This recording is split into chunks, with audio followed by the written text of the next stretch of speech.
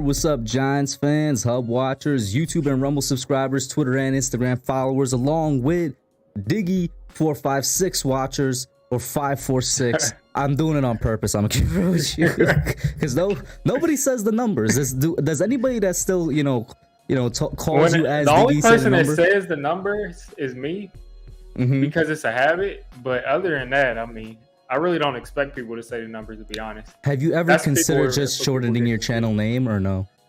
I've considered changing my channel name to D6.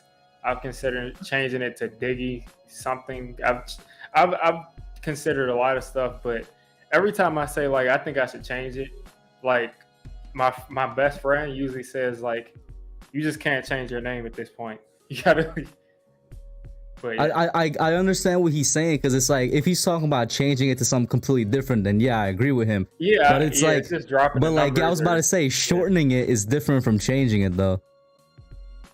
But while we're here, guys, let me give a shout out to everybody in chat. We got Big Blue in the Bronx. Alex, what's up, man? How you doing? Hirsch for real in here. And Cole and Cresley, what's going on, man? I know he's a Gators fan. It's been a minute since I saw you. Big Gators fan, aka Big Kadarius Toney fan. And now, of course, everybody knows Diggy is also the resident Big LSU fan, so I'm definitely gonna get him to share his thoughts on the Cordell Flott pick out of the SEC. But guys, before we even do that, make sure you do check out. He was very quick with it last night. A Cordell Flott breakdown video. I think you covered. Was it one game or two games in there? I think I might have had the film from like 2 or 3 games. To be honest, I don't know. It was at least 2 games though. Yeah, but he got that up and quick, like with the swiftness for anybody that wanted to get an intro into Cordell, and I recommend it heavily. Ignore the the arrows pointing to other players because I think it was probably filmed for other dudes, and he was just like, you know what, it works for Cordell, so I'm gonna just put this together real quick. It was like it was a Neil Farrell film. It wasn't a film session for Neil Farrell, but it was his tape pretty much. Mm-hmm. So the arrow pointed to him every play. So I guess the first thing I'll ask you, because I already see the chat sort of chatting amongst themselves, talking about it. How would you grade the overall draft, or like, do you even have a grade in general? It's very weird. Every year we come around and we're like, how do we grade it? But well, we won't really know until 2 or 3 years down the line. Exactly. But go ahead. That's the number one thing. We won't know for years. Like Kayvon Thibodeaux and Evan Neal could both be bust. I think at the very worst, one of them would not pan out, but I don't think there's any way that we don't get a Pro Bowler out of one of those 2 players. Mm-hmm. But just looking down the road, it's impossible to know what will happen. People love to just say that this player sucks and you never heard of him. That tweet kind of went mini viral on my Twitter. That was because that was what the reaction for Wandale basically. It was the reaction for Wandale, and it was the reaction for Ezeudu. And I had never I have not gotten to do the same amount of work that I usually do on the draft. And when Ezeudu's name came up, I said, I have never heard of this dude before in my life.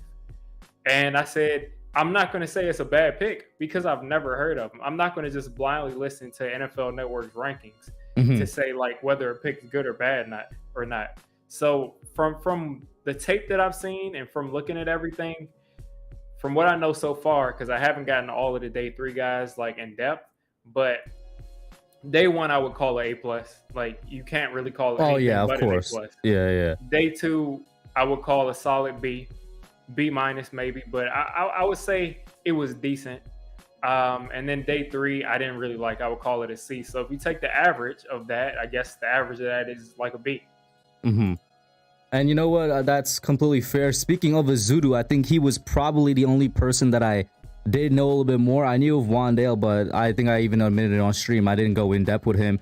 Ezeudu I knew because I shout out to Lauren. This is kind of her fault from She Got Sports. This was when she was trying to convince me of Sam Howell, and I went back and I was looking at Sam Howell, and I noticed the offensive line. Now I will say the Carolina offensive line did kind of get him killed. That's something to definitely bring up. I'm not saying that to say Ezeudu's a bad pick or anything, but it's something that you should take note of. But go ahead. You want to add something? Nervous that we have 2 offensive linemen on from Carolina where someone was getting killed. And yeah, he was kind of running for his life on some plays, man. One thing I'll say about Ezeudu though is like from what I've seen, that dude to me, like from what I've seen, if I had seen him blindly, I would say that he was a 2nd round pick. because his feet are so elite for someone his size. And he played left tackle on one drive. Then he switches to left guard. Then he switches to right tackle, all in the same game. And he's like lining up against Jermaine Johnson and actually beating him to the edge. And Jermaine Johnson has a counter and he's meeting him back inside. Like, he has tackle feet and he's going to be playing guard. Excuse the random drill bit in my hand. I just picked it up for no reason. Oh, word? Random, okay. But basically, like, for some reason, I don't know why he wasn't talked about more. He has really, really good feet. And I think that's like the hardest thing to have. The hand and the punching and the timing. I think that's things that you can teach. But the foot speed and the control from Ezeudu is really high level, in my opinion. And I agree with you completely, because Ezeudu, and I see that super chat, independent outsider. I'm definitely going to get to it. It's a topic that I'm sure, or a question I'm sure a lot of people are going to ask. But yeah, with Ezeudu, he was my favorite pick of day 2 when it happened, and even now today after the fact that it happened, because I think that this is just probably me being way too high on him, but I think out of the day 2 picks, he's like an automatic day 1 starter. Like, I think Wandale has the potential to be a starter, but as of right now, I think he's still behind the depth chart with Sterling Shepard. Obviously, when, knocking on wood, Sterling Shepard goes down, he's going to get time, but I don't view him as a starter in that sense yet. Like, Ezeudu, I think, is our left guard day 1. What do you think about that?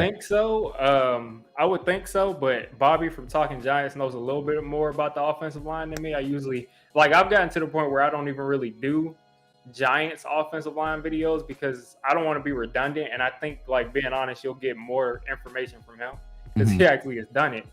But he's thinking that we're going to start Shane Lemieux or Max Garcia at left guard. I would hope it's Garcia over Lemieux. He might need some seasoning. Yeah.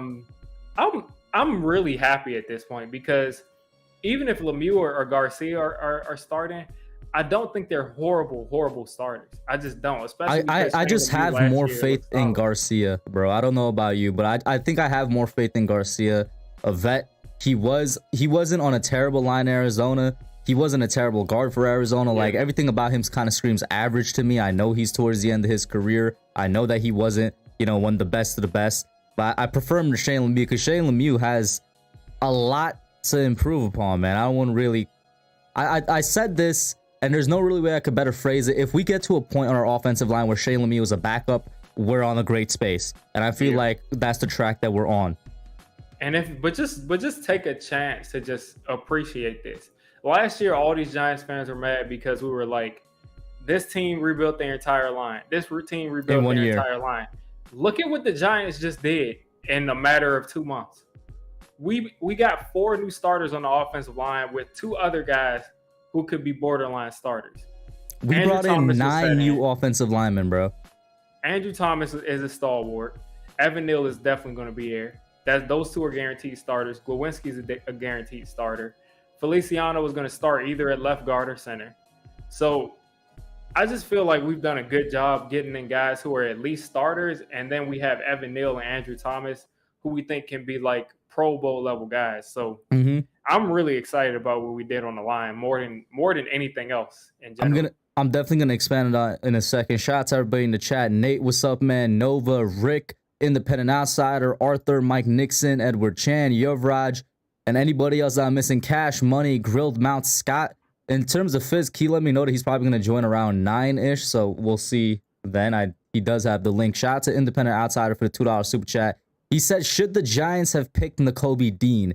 And this came up like basically every single second while the draft was going on. I was live with KB. Diggy was live. I'm sure he probably got this question as well during his live stream. And it came up when, I was covering it afterwards.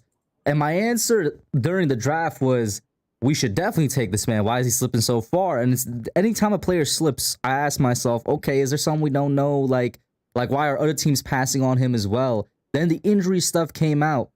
And you're seeing something similar happen with Justin Ross, by the way, who's having a tough time being picked up because his injury concerns are like super serious to the point where it could be career ending.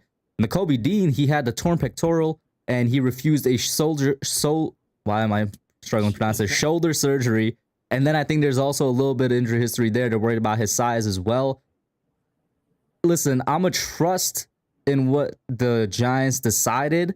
I kind of respect the fact that they said we're not going to go with a guy who has potential injury problems in the future because we already have guys on the roster with that, and we're trying to kind of phase that out, at least in my opinion. So I respect that they're staying away from guys that may or may not have injury problems in the future. Yep. This kind of goes back to the offensive lineman last year, and I'm forgetting his name now, but everybody still complains that we didn't take an offensive lineman with like almost life-threatening medical injury. Trey the Smith? Chiefs ended up getting. Yeah, like why are people still complaining about that? Basically, the Giants, and this doesn't seem like a management thing. This seems like a John Mara thing. We're probably not going to sign any players like that. I really wish we could sign Justin Ross because, I mean, he was supposed to go like round one. He was the man on the team with T. Higgins and forget another dude. Basically, I mean, But he was the number one receiver at Clemson. Amari Rodgers, yeah. Mm-hmm. But basically, like, he was the number one guy over T. Higgins, and he was legitimately the number one guy. So to just watch him have to go undrafted is just sad. And, like, whoever takes a shot on him, because I think someone will, especially because the Giants were even talking to him. So it makes me think, I don't know, maybe the Giants could be interested. Maybe where I'm wrong on that front. Yeah. But we don't know if the door is closed yet. We'll see. Yeah. Yeah, whoever signs him is going to get literally a number one receiver. Like they're going to get he hasn't looked like the same guy he did like 2 years ago, but I still think he can be a number one receiver. It's just all about if he can, stay. But yeah, you do you understand the concern from like a team standpoint? Like when they're looking at him and they're like, yo, there's a chance that if he gets like, I don't know, just hit in the wrong way or something, that's it. Like he's done for the career or something like that. Because it's a spinal injury, right? This is kind of a lazy response to it, but anybody could get hit and be done. So it's just really about if someone wants to give him a chance or not. For sure. So let's start, because I see Darius Slayton is done in the chat by somebody named Diggy in there as well. So I see that comment. Let's start with the wide receiver pick in Wandale Robinson. I'm sure nobody's here to hear us talk about Kayvon and Evan. Everybody knows how we feel about that. There's really no analysis / reaction / recap needed for that. Let's start with Wandale Robinson, Mr. 5'7" / 5'8" wide receiver out of Kentucky that I was seeing Twitter dubbing him as Kadarius Toney Jr. and Twitter was split. Actually, it wasn't split. I was seeing more tweets about people talking about an outrage than I was actually seeing outrage over Wandale Robinson being picked. I don't know if you saw that. But I just want to point that out because I found that funny. And I was seeing a lot of people getting hype about the possibility of having him, somebody with his type of skill set on the field the same time as Darius Slayton. What that could mean for our offense, what that could mean for opposing defenses. Tell me what your feelings about Wandale Robinson. Initially, I was like, it's way too high. Not way too high, but probably around too high. Maybe even like, 15 to 20 picks too high. But it's just like... at the end of the day, he's a playmaker, and I already knew that he was going to be a dynamic playmaker before this draft. And I think that if he can do that for us, then why not take him? It's not the first round. Mm-hmm. I mean, we already have two bona fide guys who I think are going to be superstars. And you take Wandale Robinson, you're going to add him to a team with Kadarius Toney, which means Kadarius Toney hasn't proven that he could play for more than one game in a row. And when I say play, I mean go out there and actually look healthy and actually look motivated for more than one game in a row. So whatever they have planned, whatever big plans they have for Kadarius Toney could be taken away at any time. Well, Wandale Robinson, I mean, I'm not going to knock Kadarius Toney at all because all of the things he went through could have been legitimate. Mm-hmm. But Wandale Robinson has no history at all of like taking any time off or taking any plays off. The dude is always going to 100%. And he's tough. You see him take mad tough hits on the field, and he's just getting back up. His quarterback is doesn't care about him at all. It was like he threw him a lot of just horrible passes. But basically, we can do everything we do with Kadarius Toney with Wandale Robinson, and I think it's a good idea sometimes to like double up on the same kind of player. You just have to make sure that you're using them right. Like you just have to make sure that you're not. I'm not worried about that with Brian Dable. The way he talks. but we'll see it on the field. I'm not just like I just don't look at the schedule and pick wins. I'm not doing that this year. I just can't predict anything for the Giants, but hopefully they use both of them the right way. So a couple comments here from the chat. Independent Outsider says Justin Ross has a congenital spinal disorder. One hit to his neck could be devastating. Not sure if he'll be medically cleared. What up, Toba? Giants Opinion Sports says, I was on Wandale before anyone. I made a video 2 months begging for the Giants to take him. You know what? I'm going to have to check that out. But you're probably right. But Giants Opinion Sports this offseason did a lot of good work in terms of like video breakdowns of a lot of prospects. I did see that video. I did see that video. He had a lot of them out. What up, Adam? How you doing? John Doe. And then Lucas, what's up, man? He says it's a different draft strategy when you have 11 picks compared to 6. You can reach a bit if that's your guy. Speaking of 11 picks, you think it's a complete pure coincidence that Shane said during his introductory press conference? You don't? You think it was always the plan? He was going to get to 11 picks somehow? I think he probably didn't want to say it out loud, but I think it was a slip. That like I felt like he's been telling them like ideally we want 11 picks, and he kept repeating it, and then he accidentally repeated it to the media. And then with those 11 picks, I kind of agree with Lucas. I said it in my day 3 recap. I'm like, the theme in this draft that I've been noticing is that they're getting quality players that fit their scheme, not necessarily who the media or anybody else views as best player available. And for all we know, the players they took could be their best player available. What I'm looking at, and we heard it in their little small interviews afterwards as well, they're really looking to have guys that they can maximize efficiently in terms of their production in both the defensive and offensive schemes. And with Wandale, you brought up how Dable could use him. In terms of similar size, we've seen Cole Beasley have success with Brian Dable, similar size, obviously different type of receiver. And I think Isaiah McKenzie is also similar size, that's right? Probably the Isaiah McKenzie is probably the closest comparison to that. Yeah. And then off of Wandale, obviously we spoke a little bit about Josh Ezeudu. And now let's get to your man, Cordell Flott. Convince me why I have been trying to do it, get the hashtag Fear the Flott trending. But let's talk about Cordell Slott, as your video called him. First off, if the Ravens had taken him, that would be like a legendary name, a legendary hashtag, because you could say like Fear the Flock. Yeah. But he didn't go to the Ravens. So anyway, I think Cordell Flott was so high on their draft board because he's really versatile. The only downside on him to me is that he's undersized. He's like 175. So you guess he'll probably come into the league. He'll probably be like 180, 181 and 182. And he can play inside. He can play like that nickel backer, which again, he's undersized. So I don't know if you want him to do that in the NFL, but he can do it. He can play inside. As I said, he can play safety. He can play outside. They send him on blitzes, and he's really quick in short areas. So he can guard those smaller, shifty wide receivers, and he can guard the bigger receivers because he's 6'1". Really good ball skills, but for some reason, he only had 1 interception.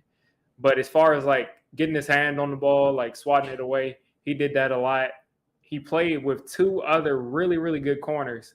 So you could look at that as like he's guarding the 3rd best receiver, or you could look at it as they're not going to throw to Derek Stingley and Eli Ricks, so he had to step up.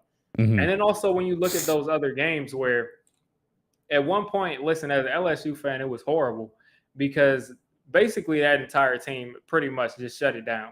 Like 1 week, Derek Stingley gets hurt at the beginning of the season. Then Eli Ricks is out. Then Kayvon Thibodeaux is out.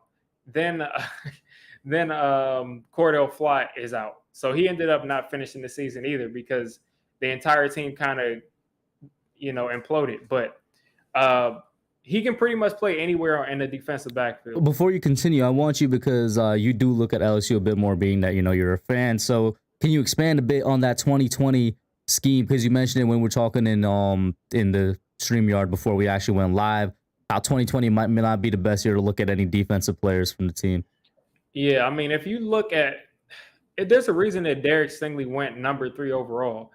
It's because if you look at 2019, he looks like a generational cornerback, like Jalen Ramsey, all of the generational cornerbacks. He looks like he's that caliber of a player. When you put on the 2020 tape, the reason that he did not go number 1 overall or number 2 overall, which is funny because he went number 3, but the reason he didn't go where he probably would have gone is because the defensive scheme was so bad. It was so bad in the way, like, the perfect comparison for Giants fans is this. Fist Vegas is about to jump on in a couple minutes. Fist has said like 92 times, the better scheme, the better scheme, the better scheme. Like, it's one of those schemes where nobody knows what they're doing. Nobody on the field knows what they're doing. Derek Stingley was out of place. Eli Ricks, two of the top cornerbacks. Eli Ricks just turned into he just basically went over to Alabama. But basically, he's going to go in the first round. Derek Stingley went in the top 5. Damone Clark is a guy that should have been way higher, but he had another injury, another spinal injury.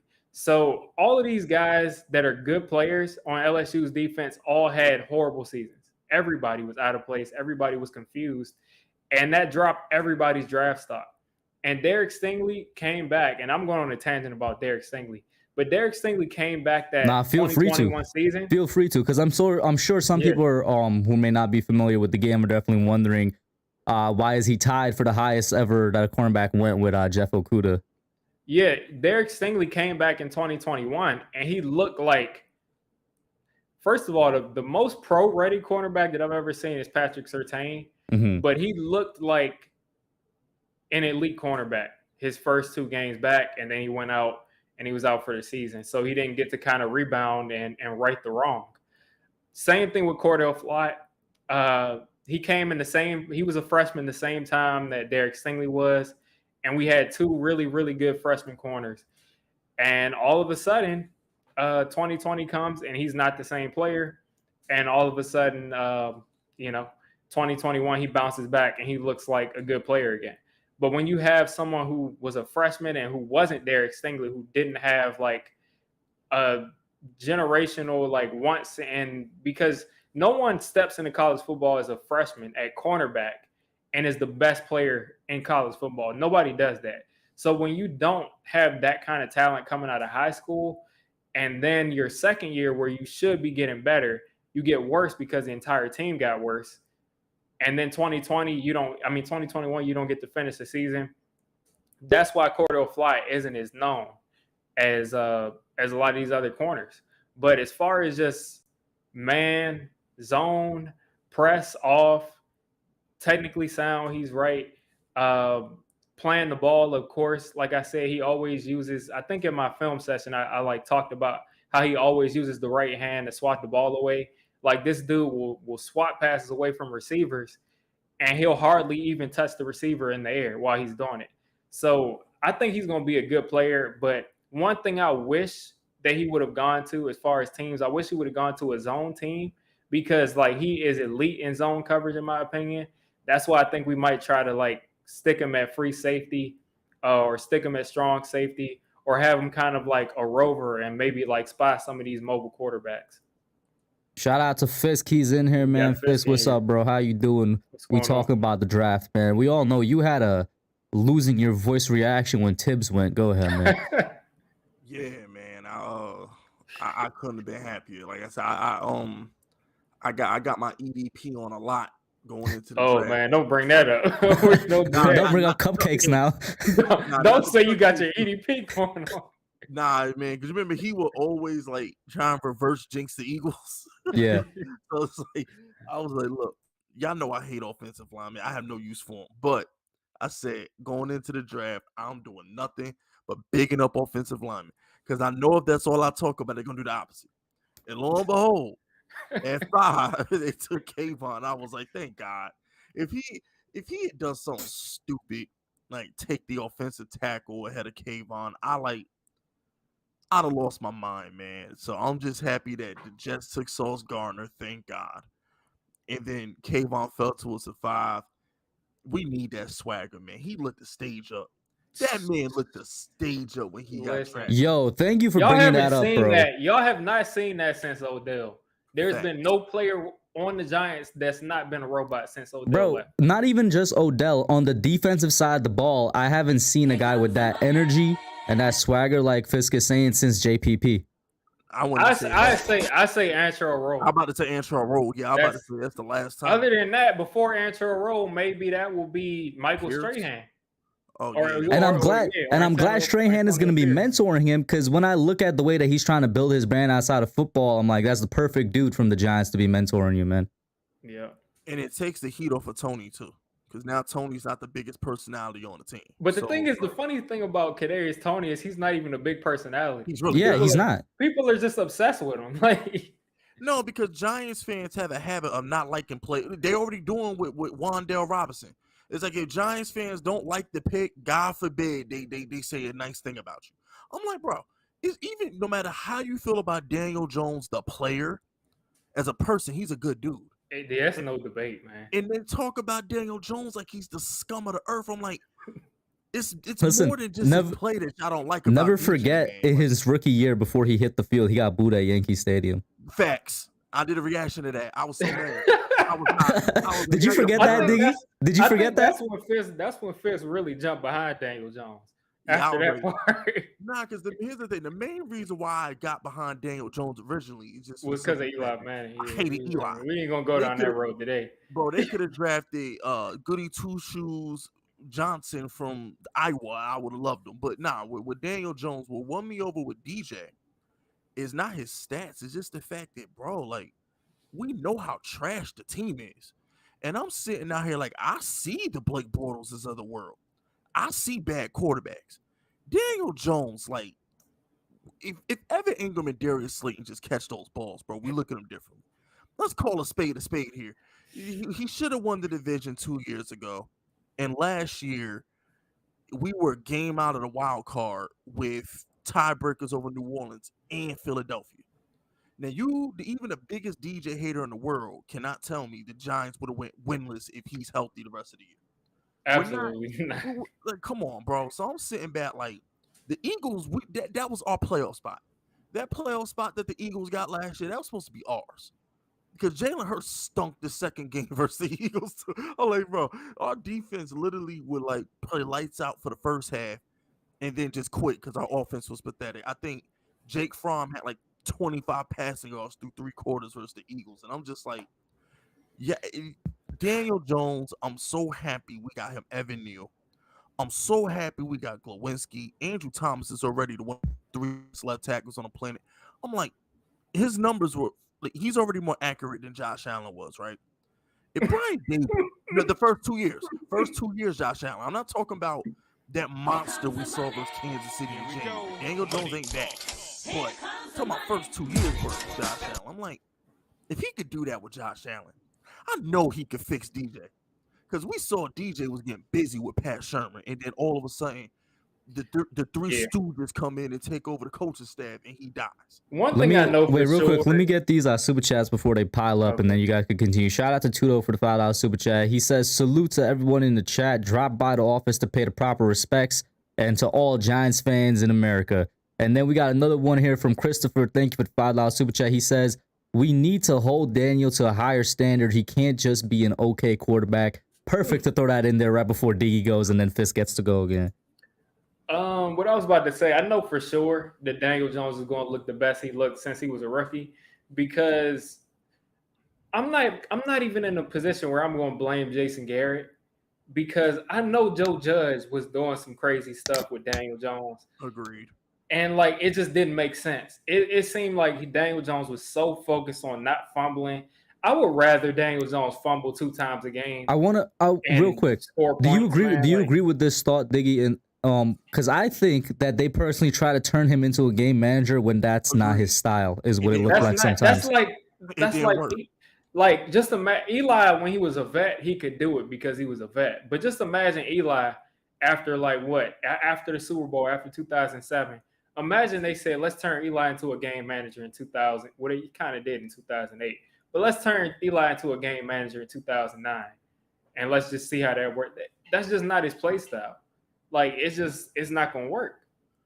Yeah, because when Daniel Jones, Pat Shermer had him bombing, he even had Darius Slayton looking good for crying out loud. Like, he just bombed the ball. Caden Smith running seams through the middle of the field, bombing the ball. I'm like, how Daniel Jones go from being the best deep thrower in the league to whatever this filth was we saw last year. Like my thing with Danny is this: at the end of the day, is he like? I just feel like he's just so. What's the word I'm looking for? It's just so. He has so many great traits. He has everything. He's everything you want your franchise quarterback to be. Every time we see him on social media, he lifting a weight, he holding a camp.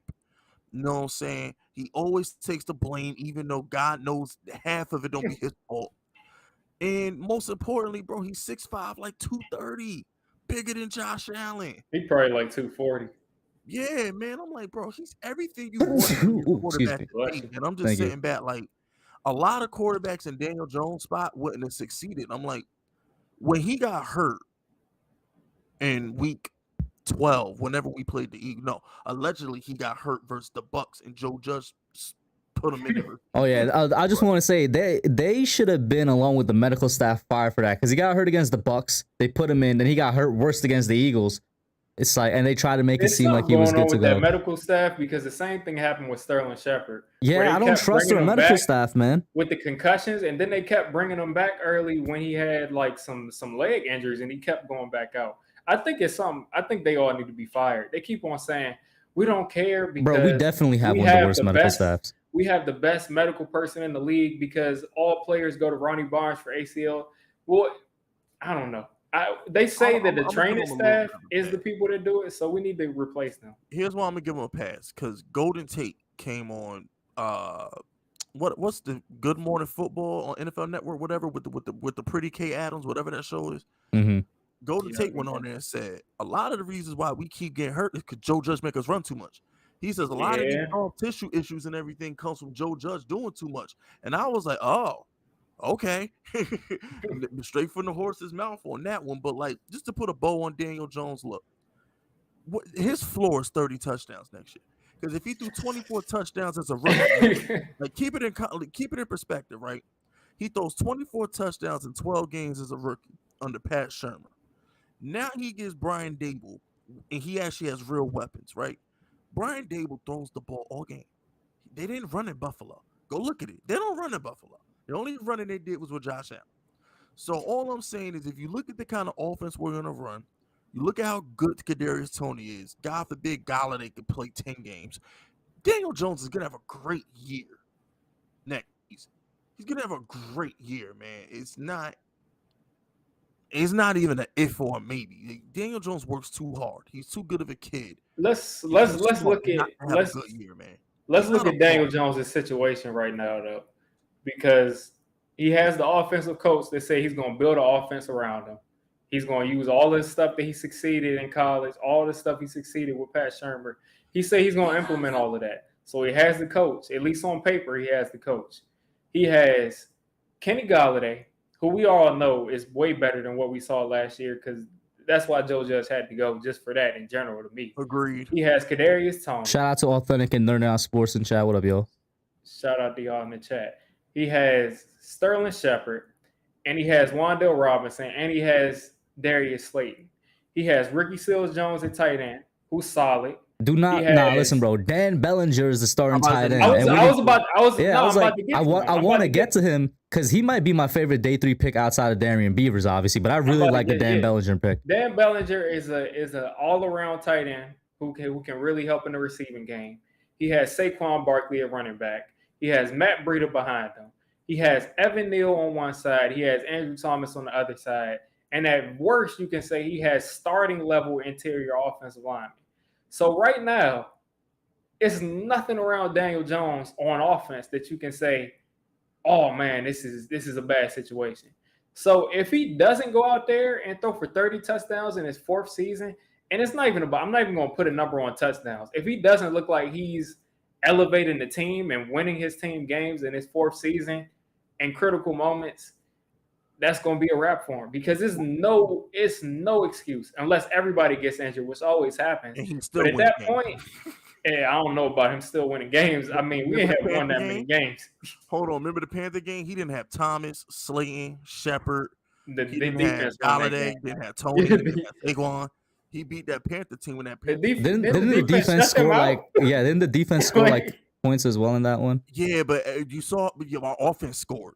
I can't let people keep on trying to give Daniel Jones credit for that Panthers game. They call it a blowout. We put up 20 points. Yeah, the offense had one touchdown, and the defense was the one scoring points, though. I can't let y'all escape past we that. We couldn't score a field goal when he got hurt. Yeah, I know, but we're talking about the Panthers game right now. But that's what I'm saying, though. Y'all taking no points for granted. He was still moving us at field goal range at the minimum. Like, y'all taking no points for granted. And Diggy, to cap off what you were just saying, and then Fisk, if you got a response, was this super chat that once again came in at the right time from Christopher. He says, if he has a Ryan Tannehill kind of season, do you give him a new contract? No. Y'all didn't get what I'm saying. I sat through 10 years of that bum Eli Manning. I don't want average quarterback play. This man out here with the blasphemy again. Listen. I'm gonna keep it a buck with you right now. If Eli Manning was on that team when Daniel Jones was a rookie, we'd be in the playoffs that year. You're 100%. What? 100%. Did you see Eli? Did you see Eli Manning come in there? Did you see Eli come in there and unlock who Darius Slayton actually was? He lost. Did you see that? Did he lose the game? Did he win that game? Did you? You know the Eagles always got some superstitious stuff against Eli Manning. It don't work on Daniel Jones. Daniel Jones should be undefeated against him. If it wasn't for that, should be, but he ain't. Evan Ingram. Listen, Darius Slayton looked the best he looked in his entire career. He was getting the ball in time when he was turning around with his routes. He was getting a hit in stride. Remember the Detroit game his rookie year? Daniel Jones had Darius Slayton looking like had like 200 yards versus the Lions or something like. That ain't the point. The point is this. Eli Manning, if you put Eli Manning on this team with this offensive line, he throw 10 picks a game. He already proven to like. What Eli do you have in your mind, yo? What are we talking about? That lost 10 plus games the last 4 or 5 years out of his career. You want to talk about bad teams? There is no team that Daniel Jones has been on that's been bad as those teams, man. No. Diggy. Hold on, time out, Dick. I'm not letting you get away. Name me your favorite 3 defensive players for 2015. Name me your favorite 3. 2015. Who cares? Name me your favorite 3. Hold on. Who cares about the defense? 2015, he had Odell in his prime. What you mean? Let me name you. He threw 30 touchdowns. Then he threw 35 touchdowns. His defense was the worst in the league both years. He didn't win. 2016, he won. He got to the playoffs and he showed up. And Odell went and dropped passes all over the field. Answer the question. Was Eli Manning winning games? Was Daniel Jones winning games? Daniel Jones. No. We're not talking about DJ right now. We're talking about Eli Manning. We got to talk about. We got to talk about both. We can't sit there and say that Eli wasn't winning games, but we got excuses for DJ not winning games. Let me get something off my chest real quick because I want to put this Eli Manning thing in perspective. I don't think I understand why I hate him so much. Let me tell you why I hate Eli so much. And Boogie can attest to this because Boogie, that's been my boy forever. We both felt the same way. In 2011, Eli Manning, in my opinion, was the best quarterback in the league. That guy put us on his back. Like 2011, Eli was like one of the greatest quarterbacks I've ever seen, bro. Like that guy, like 2011 Eli, he was what, 27, 28 years old in 2011? Something like that. Yeah, he was entering the prime of his career. I thought we were going to have like a perennial MVP caliber quarterback for the next decade, right? So Eli Manning goes on, wins the Super Bowl. I'm like, we're all hyped. We thought Eli was going to be a GOAT, right? This dude proceeded to be trash for the next 9 seasons. You're not taking it. Listen. Eli Manning, everything Eli Manning did after 2008 was in spite of a bad organization. No. Every single thing. No, that's not fair. That's not fair. Let me tell you why. I don't give him that pass. Because when you take that bag, Eli Manning, when he retired in 2019, was the highest paid player in NFL history. More than Peyton, more than Brady, more than Favre. He retired as the highest paid player in NFL history.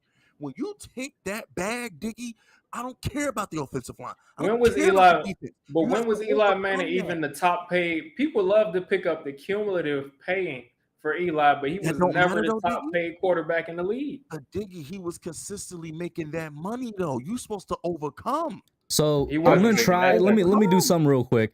because I didn't have y'all on here to talk about Eli Manning and Daniel I Jones. just got to defend Eli when he sit there and say Eli was stinking it up. For Let 10 me years. steer y'all back to the draft, man. Hold up. Cause Fisk, you already got your revenge when I derailed your stream, bro. You're not about to derail mine for a second time in a row. You got your revenge already on that. Let me get these super chats and then we'll get back to the draft. Shout out to our genius for the $5 super chat. He says DJ's biggest issue is that he isn't Eli in terms of charge at the line of scrimmage. Does he mean like how he's handling the pocket? I don't know about that one. And then shout out to Tudo for the $5 super chat. He says Eli owns his QB academy to teach all wannabes what to do. New York Times and turn to sports section and reads what's up. Appreciate that. We got people defending Eli in the chat, of course. Y'all can defend Eli all y'all want to. The numbers don't lie. The dude lost double-digit games for the last 5 years. I'm gonna take 2 Super Bowls, bro. But Some your teams guy that you're propping up is Daniel Jones. Well, first of all, when Jordan Love got drafted, Aaron Rodgers kept him on the bench. When Jimmy Garoppolo got drafted, Tom Brady kept him on the bench. When the Saints brought in Jameis, Breeze kept him on the bench. Completely Eli different Manning got situation. in 2 weeks. I ain't trying to hear, bro. So getting to the draft. Let's talk about that dude Belton, my least favorite pick in the draft. Let's start off with Bellinger because we finished up with Flott. Okay. Real quick, Fizz, though, let me get your thoughts on Robinson, the receiver, and the other 2 picks in day 2. Yo, Ash, watch your mouth, son. I just had to get that out the way. Ash, watch your mouth. But okay, so you saying the day 2 picks from 2nd and 3rd round? Yeah. Okay, well, all right. So let me first say this. Can I curse on your channel? It's been 30 minutes. Okay, yeah. So fuck Buffalo. All right. So I thought we was gonna get James Cook. I know for a fact we wanted James Cook with that first 3rd pick, and Bean 2 picks before us just sniped him. Still mad about that. So Brandon Bean took James Cook from us. I was mad about that. And then the Colts took Jelani Woods from us because that's the tight end I wanted originally was Jelani Woods. So we don't know if they took him from us. They took him from you, though. Man, no, we brought him in for the top 30 visit. We brought in half the players we drafted for the top 30 visit. I know, but that's what I'm saying. We probably wanted them. You know what I'm saying? Like, you don't bring in a guy who you don't want. But anyway, overall, Wandale Robinson caught 104 balls at Kentucky. All right, 1,300 yards, 10 touchdowns. SEC. Dude, oh yeah, that was disrespectful. I saw who was it that tweeted out that he's a gadget player. That was disrespectful. A bunch of people. That man. How you a gadget player when you catch 104 balls? Isn't that leading the SEC in receiving or something like that? He led the SEC in receiving. Probably in catches. Huh? And you know another thing too, what kills me with people hating Wandale Robinson, he needed a receiver. Y'all act like Darius Slayton is good. Like y'all act like the Darius Slayton slander on Twitter got so bad. This man had to respond to it, bro. It was hilarious. Yeah, Darius Slayton is a good dude, but I don't want to see that man out there. No, that means he should be shot in his hind part so he can't sit right. Now we Omaring him. Forget him. Because if he catches that ball versus Washington, the whole season is just different. The whole that reminded me of that season. Speaking, we're never gonna get back into Eli, but in 2011, where Eli should have had 5,000 yards, and Hakeem Nicks dropped a wide open touchdown that would have put Eli over 5,000. That's what that Slayton drop reminded me of. 2011 Eli was goated. 2011 Eli was goated. I just don't understand why he left 2011 Eli in 2011. Back to the draft. We're not gonna go back now. Keep going. Yeah. My thing with Wandale is that's the perfect slot receiver to complement Tony. Because this Galladay last year with the team, we ain't bring Galladay back.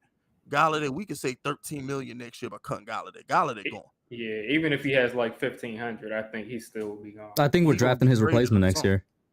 Yeah, so I think we got Tony's gonna be our number 1. We got this kid Wandale Robinson just being a slot machine, and I think we're gonna get Galladay's replacement in next year's draft. But this kid is just a stud, man. Like in the SEC, he's not playing for Cincinnati like Sauce Gardner.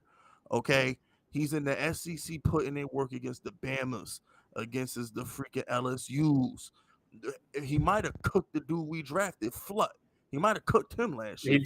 He cooked both Flott and Dane Belton, the guy you want to talk about. He destroyed Dane. He made Dane Belton look like a high school kid out there in the game against Iowa, and that's the safety we drafted this year. Yeah, and remember, Daniel Jones, if you remember, Sterling Shepard was having his best year last year. Daniel Jones liked to force the ball to his slot receiver. So this kid, Wandale Robinson, draft him in your best balls. Your fantasy leagues, your best balls, get Wandale Robinson. I'm going on record now. That kid's going to have about 60 catches for about 700 yards next year. He's going to have about 60 for 700 next year. And it may be more depending on which week Galladay get hurt, because I've already conceded the fact that Which week all of them get hurt, you mean? No, and I want to say that's another reason I like the pick, because I'm like, this man is insurance, because every single one of our receivers got injury histories, and he doesn't.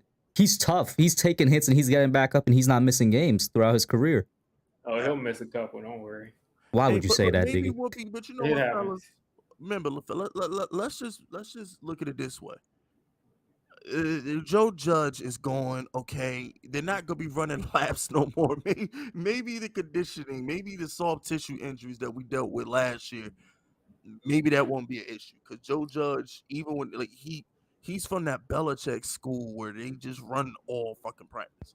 So maybe, you know, Brian Dable's practice regimen will be a little bit more relaxed. And we don't got to worry about hamstrings and calf injuries all damn week.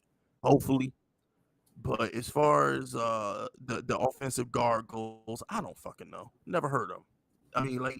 I don't know. I mean, for real, we took an offensive guard from North Carolina. I don't know. Then we took another lineman from North Carolina too. Like, I don't know. I'm not watching, North Carolina offensive line play. I watched the top 5 tackles in the draft to see what was good with the Giants, just in case we traded back with Pittsburgh, because I knew there was rumors of that. So I was like, what tackle would be there, if we trade back with Pittsburgh? I did stuff like that. But I wasn't looking at no guard from Carolina. Like, stop. And the LSU defensive back that Diggy is a big fan of, because he's an LSU guy. He'll probably never see the field. I can care less. Wait, Diggy, why are you saying Evan Neal won't start week 1? We got 2 corners better than him. I say he better start. Look at it this way. Aaron Robinson is better than him, and Darnell Holmes was the best. Where'd you get that from? Aaron Robinson not better than Flott? Have you seen how many games have you seen Aaron Robinson play? He looked good last year. How many have you seen? How many have you seen Flott play? First of all, hold on, timeout. Hold on, wait. Let's not even break. Aaron Robinson's probably going to be on that. Well, we're going to extend Bradberry. I highly doubt he gets traded because we got to sign our draft picks. So it'll probably be Bradberry, Adoree, Aaron Robinson in the slot. Darnell Holmes, if you remember his rookie season, Holmes. Whatever. He was the best rookie slot receiver that year. I don't know what happened last year. That was like 17 years ago, man. That was 2 years ago, bro. He got in Joe Judge's doghouse last year. So I'm going to go ahead and say, if Flott can get on the field, I mean, it's not like he's a second-round pick, bro. I mean, he got not like a first or second-round pick. If Flott can get on the field, he'll probably be okay. But for the most part, Aaron Robinson, Adoree, and Bradberry, that's all Wink Martindale need out there. That's man press all across the board. Now, I think Flott might be better than Holmes because he's bigger. I mean, Holmes is a little midget out there, but for the most part, I'm not expecting much. He's our second third-round pick. So, I mean, Go ahead, Diggy. Where do you think Flott ranks right now in the cornerback room? Do you really believe he's going to go ahead of Aaron Robinson and be a starter? I see him and Aaron Robinson pretty much at the same level. Mm-hmm. But, I mean, of course, Aaron Robinson has that extra year. But I think, first of all, I think Winkin's going to have both of them in there, pretty much interchangeably. I think they'll probably play around the same amount of snaps. Because I also think, like I said, I think Flott is going to play some safety too. And Robinson has the ability to play safety too. Exactly, and Robinson might play some nickelbacker because Robinson is like what 200 pounds, 205. Y'all disrespecting one of my favorite Giants right now. Relax. You talking Julian Love? Yes, I disrespect. No, we're not. First of all, I was saying before the draft we don't need to draft this safety because I believe in Julian Love, but they're definitely going to be rotating guys at that safety spot. Let's get to the next pick. Wait. We got to cover Dane Billinger. We only got a couple comments on him, man. Daniel Billinger. We finally got a tight end that could block again. That's the biggest thing I'm taking away from it. We finally got a tight end that actually can block. Yeah, and he still has that good receiving ability. He got the body to, have, the advantage in contested catch situation. He could climb the ladder. Let me get your quick thoughts on it, Diggy, and then finally we'll get to Mr. Dan Oh, I Belton. forgot about Rodarius Williams. Oh, y'all secondary is deep. Rodarius Rodarius Williams. played good last year. Yeah. He might not make the roster. That's too many corners. But pretty much with Bellinger, I think that he's going to be solid. I'm not expecting anything too crazy, but I know in this system, Dawson Knox, he's really kind of similar to him. He's as far as literally, build. yeah, he literally looks like how They tried Dawson to Knox compare looked like. him. Yeah. They tried to compare him to Travis Kelce, and Nah. he doesn't play anything like Travis Kelce at all. But I think I he'll be solid. think that they literally drafted their Dawson Knox for the Giants, bro. I think pretty much. I expect probably about 400 or 500 yards, maybe 4 touchdowns, which would be solid. Tight ends, It's a useless position, man. It is. Go ahead and say it. I'm gonna be disrespectful, but a tight end is a product of the system and the quarterback. Exactly. It's not like wide receiver where it's like, oh snap. There's really is a difference between like DeAndre Hopkins, the way he run routes, and then the way Tyreek Hill run. Like, there's a difference. Like, you're not gonna put the tape on and tell me there's that big of a difference between like Jason Witten and like Zach Ertz. There's really not. Like, they do the same thing, or like Travis Kelce. If you look at what Travis Kelce does and what like Tony Gonzalez did, they do the same thing. I mean, the only thing that separates tight ends is blocking and if they can jump or not. Because Antonio Gates could get vertical, you know what I'm saying? Tony Gonzalez and prime could get vertical. But for the most part, a tight end is a tight end is a tight end is a tight end. Darren Waller can't really block that much. You know what I'm saying? Like, it just comes down to blocking. Like, when you look at Gronk, that boy blocks. When you look at Jason Witten, he used to block. Most of the time when it comes to tight ends, it's like, unless you're Evan Ingram, you should be able to catch. I throw in talent and athletic ability, not just blocking. I throw in talent and athletic ability as well. Yeah, athletic ability.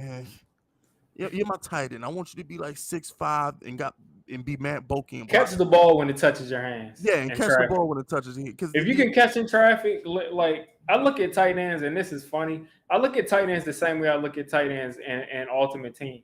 And I haven't played Ultimate Team in like 5 years, but if he can catch in traffic and he can get hit in traffic and get these first downs, then that's all I need out of my tight end, to be honest. If you have Travis Kelce, that's great. But if you have a tight end that just catches the ball when you throw it to him and breaks a tackle because he's big and can be a red zone threat, I think that's what Dane Bellinger can do. All we need you to be is Kevin Boss. When Jeremy Shockey got hurt, Kevin Boss came in, he blocked and caught the ball when Eli threw it. So just be Kevin Boss. Yeah. We don't need some super athletic Kyle Pitts motherfucker at tight end. Like, we don't now need that I could definitely agree with, because in my opinion, when it comes to an offense, like to have a superstar tight end is kind of a luxury to me. I'd like to have probably a superstar elsewhere on the offense. Go ahead, man. Go off on the safety out of Iowa, Diggy. I think that was a ridiculous pick, and I'm gonna just tell you right now, I would have rather taken Matt Araiza, the punter, over that safety. Taking a punter over safety? That's how much I appreciate the pick of that safety out of Iowa. I don't like that pick at all. You got to explain to us why, though. You got to explain to us why. I just didn't like the pick. I just don't like the pick, man. Like, he's a box safety that I just don't like his game, man. I just don't like seeing that dude on the field. I just see him get roasted over and over and over, especially against people like Wandale Robinson.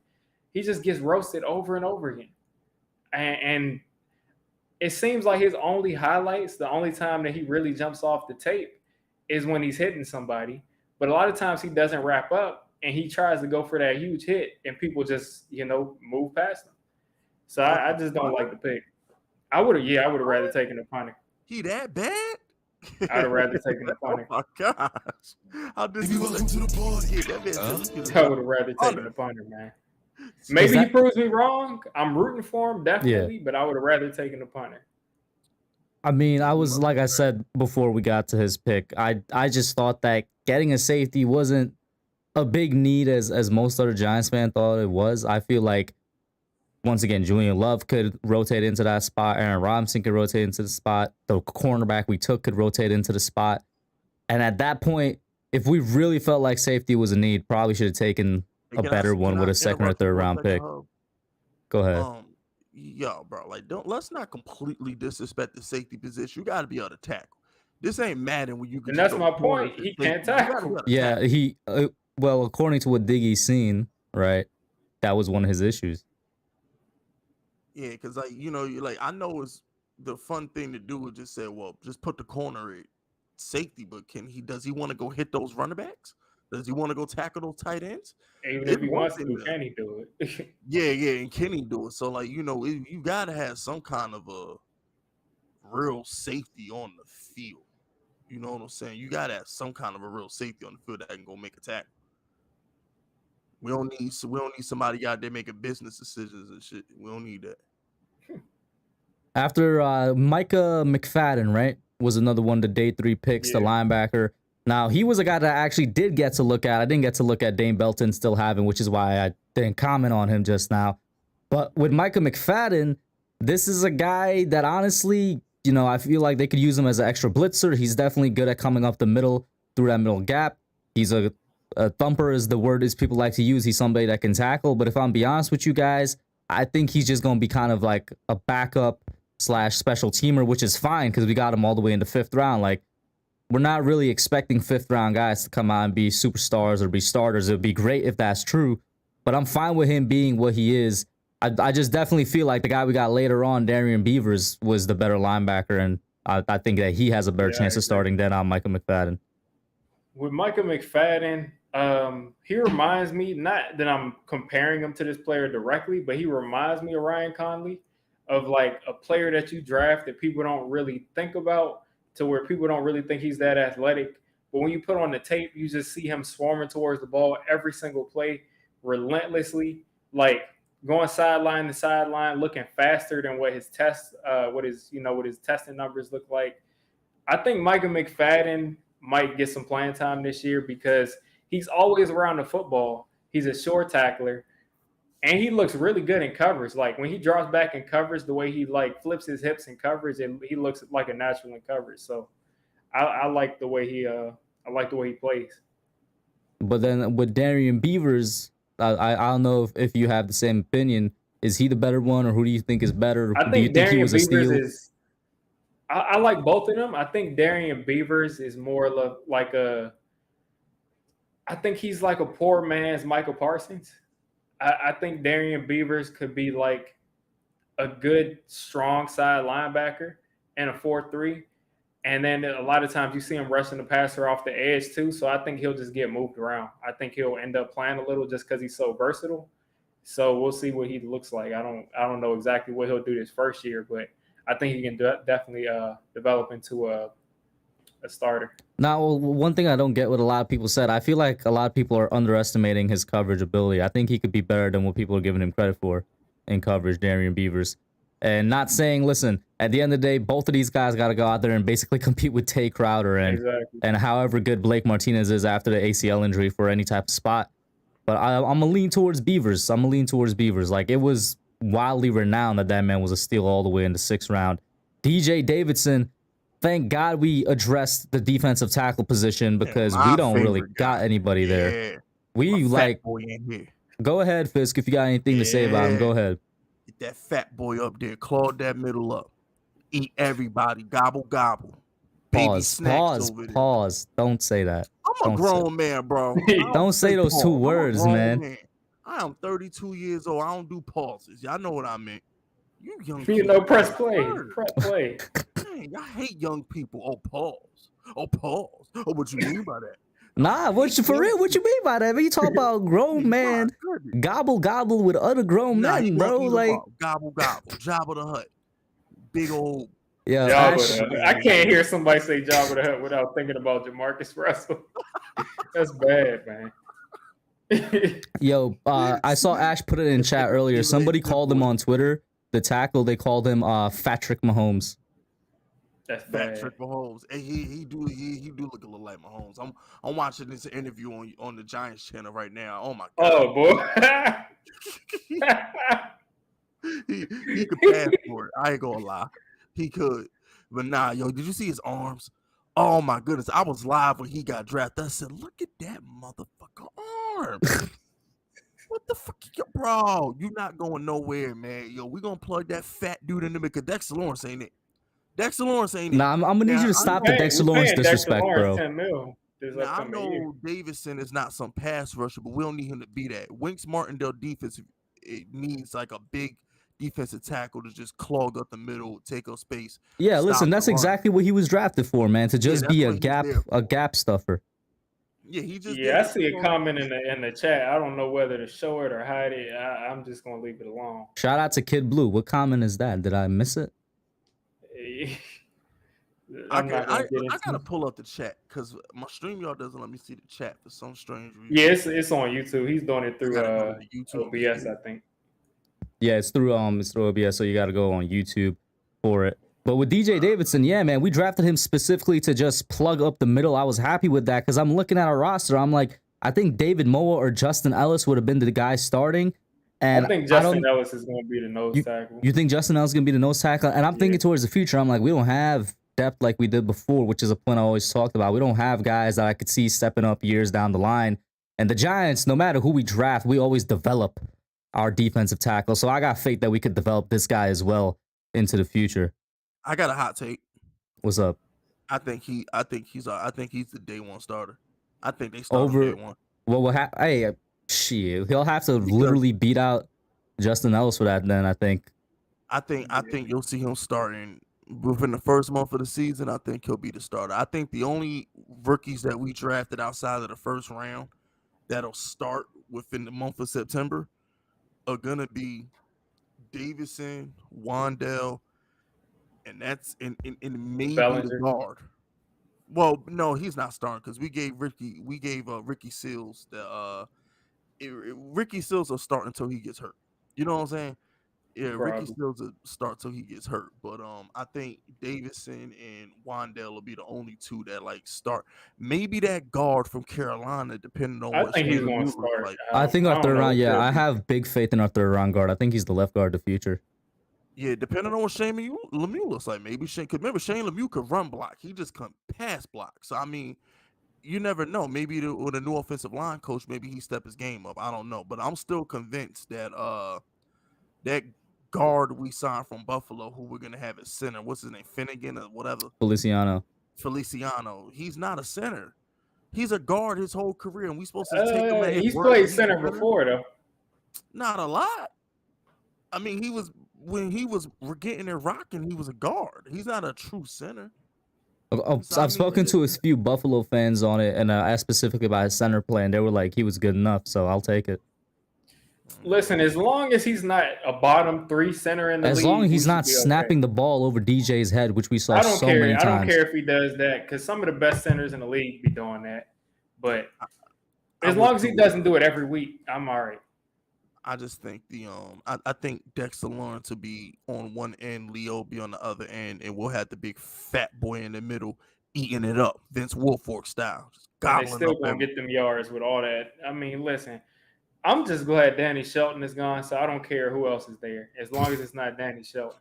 Now the thing with Wink Martindale defense is like when you blitz as much as he does, big runs are gonna we might give up some big runs because when you blitz as much as Wink Martindale does, somebody can bust one to the outside. So we're going to need Kayvon and Ojulari to set that edge because he's going to do a lot of run blitzes. So. Listen, bro, Aziz had the Giants rookie sack record, and Kayvon might come in and break that. That's all you need to know, bro. Man, my man, like... So what are y'all expecting from Kayvon in his first year? Be our second best pass rusher. You think Aziz is going to be number one? Yeah, have you seen Aziz Ojulari lately? Bro, listen, he's Blanos, bro. He's Blanos. He's Blanos. Yeah, bro, he had 8.5 sacks last year with 3-man rushes. Imagine what he gonna do this year with all that weight and actually getting one-on-one coverage from blitzes. Because that was my thing. I'm like, bro, imagine what AZ Ojulari is gonna do when we actually send 4-man rushes. I mean, Patrick Graham had us sending 3 people. Bro, for me, it's imagine what he's gonna do because he has a legit pass rusher on the other side, taking attention from him. And then look, you got Leo on the inside. He's finally gonna get singled up. And now, granted, I do think Kayvon's gonna have a good year, but I'm just that high on Ojulari. I think Ojulari. So how many? Hey, I respect that. We got another Aziz fan in here. I'm not even gonna say sacks, because that's kind of hard to predict, and you could be like a really good player. So, what kind of impact do you think he's going to have? Like, I'm gonna start with like, do you think he'll have like a Michael Parsons level? That's too much. Like I said, you want the truth or the right answer? Both. Both. Why y'all always say both? You're supposed to pick one. All right, give me the right answer. The right answer is he'll be fine. 7, maybe 8 sacks. I'd say between 5 and 7 sacks. Alex from Big Blue LeBron says he expects Kayvon's numbers to be like 7 to 8 per year at most, because Martindale values production through pressure and QB hits, not sacks. That's We'll true. see. That's true. But none of this is all irrelevant. It all depends on, like I said, the truth of the matter is, it all depends on how many leads we have. So if Daniel Jones goes out there and does his job, and let me phrase that. Daniel always does his job. If Brian Daboll and Mike Kafka as good as they supposed to be, then we should have some leads. Just think about how many sacks. Yeah, go ahead. Then they'll pin their ears back, and maybe Kayvon could get like 8 to 10 sacks if we have the lead. But if we're playing from behind, then God bless them. But I think if Brian Daboll and Mike Kafka do their job and get Daniel Jones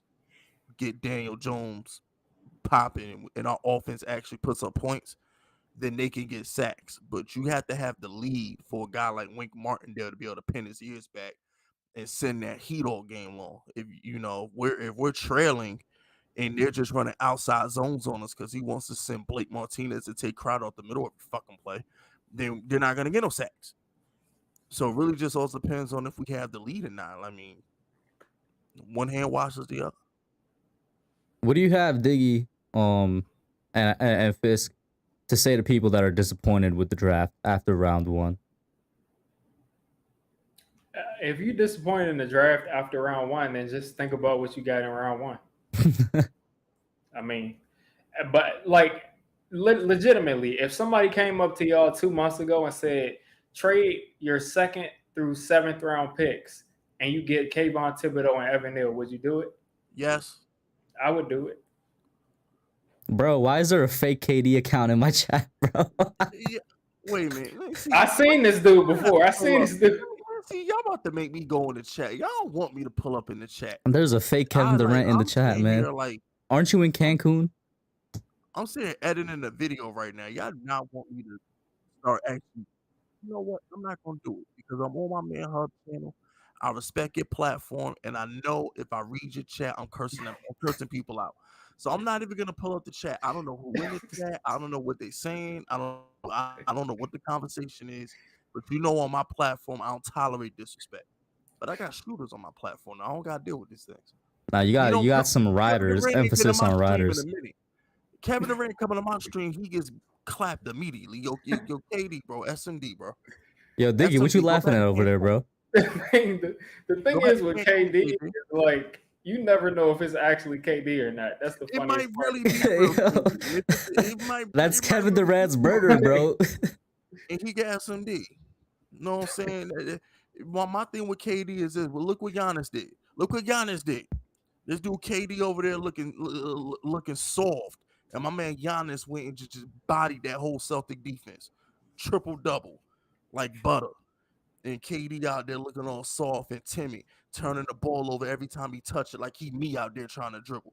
Like, stop it. Stop. We're not trying to hear it. Them is the fakest rings I've ever seen in my life. Freaking Giannis one ring is worth more than them 2 Golden State rings. Kawhi's Toronto ring is worth more than them 2 Golden State. I don't recognize any of Kawhi's rings. What? I don't recognize them. Nah, because y'all told me Curry was nice. So I just heard Kawhi come out and say that it was his city, and I just haven't seen him there yet. I don't know. He won him a chip though. I ain't gonna lie. Like if Kurt won the Giants a Super Bowl, it did. It did. When we drafted Eli, it'd still be his city. I ain't gonna lie, bro. Like, but anyway, yo, KD, you done got way more airtime than you deserve. This is Hub Channel, and you don't deserve no airtime. I do want to say though, shout out to Alex. He got this funny comment. He says Kevin's mad because Fisk had more game time than Ben Simmons, but. Yo, Ben Simmons light-skinned nigga of the year, bro. I don't care what nobody say. The light-skinned nigga of the year award goes to Ben Simmons. All right, when you with us I'm not getting into that. when us dark-skinned brothers clown you light-skinned dudes, that's All why right. we do it. Let's stay away from that. All Ben right. Simmons the only dude I'm I not know. qualified to be part of this conversation, so Ben let's. Simmons the only dude I know that can't play basketball, but show up and sit next to the coach on the bench. That's wild. I never seen nothing like that before in my life. Like we've seen LeBron sitting all the way at the end of the bench with Anthony Davis, and we see them sitting at the end of the bench. This dude, Ben Simmons, can't show up to catch a rebound, but show up to the game in these flashy outfits and sit next to the coach just so he could be on camera. The funniest dude that was a player that was on the bench in my life is Kendrick Perkins because he looked smooth like a coach. And he had the clipboard, he was clapping on the bench. I was like, look at Coach Perk, go ahead. Yeah, shout out to Perk, man. Shout out to Marjorie real quick. She giving us a little info on we got 2 tight ends that we signed undrafted free agents. One of them, Austin Allen, 6'8", and Jeremiah Hall. One of them may make the roster. I will say Austin Allen, we knew that they were looking at him at the combine, and they was talking about him highly. So we'll see if anything happens there. Maybe third string tight end. Over those dudes no more because Joe Judge picked up some 6'7" guy like 2 years ago. Rising John. Yeah, Rising John, and he never made the roster. I don't even get excited. He's still on the roster technically. I think like he's. There's no way because he was a 7th round pick. I don't think he is. No, he didn't get drafted. He came over from Canada. He came over from Canada. He might have just gone, but he was with the team for. Yeah, he's still on our team. Rising the only John. undrafted dude I ever remember getting busy was Victor Cruz. Other than that, Victor Cruz. Why am I forgetting these people's names? We had a couple. There was a defensive end that was nice, and he stayed here for a couple years, and then he left. Well, if we would ever put my man on the field, we wouldn't need a receiver. If we put David my man, yes, David Sills, bro. We let David. The other dude that was the most famous undrafted free agent that never did anything was Corey Washington. Everybody was like, Austin, now hold on, Ash. Austin Mack was nice. He got busy versus Washington. Austin Mack wasn't bad.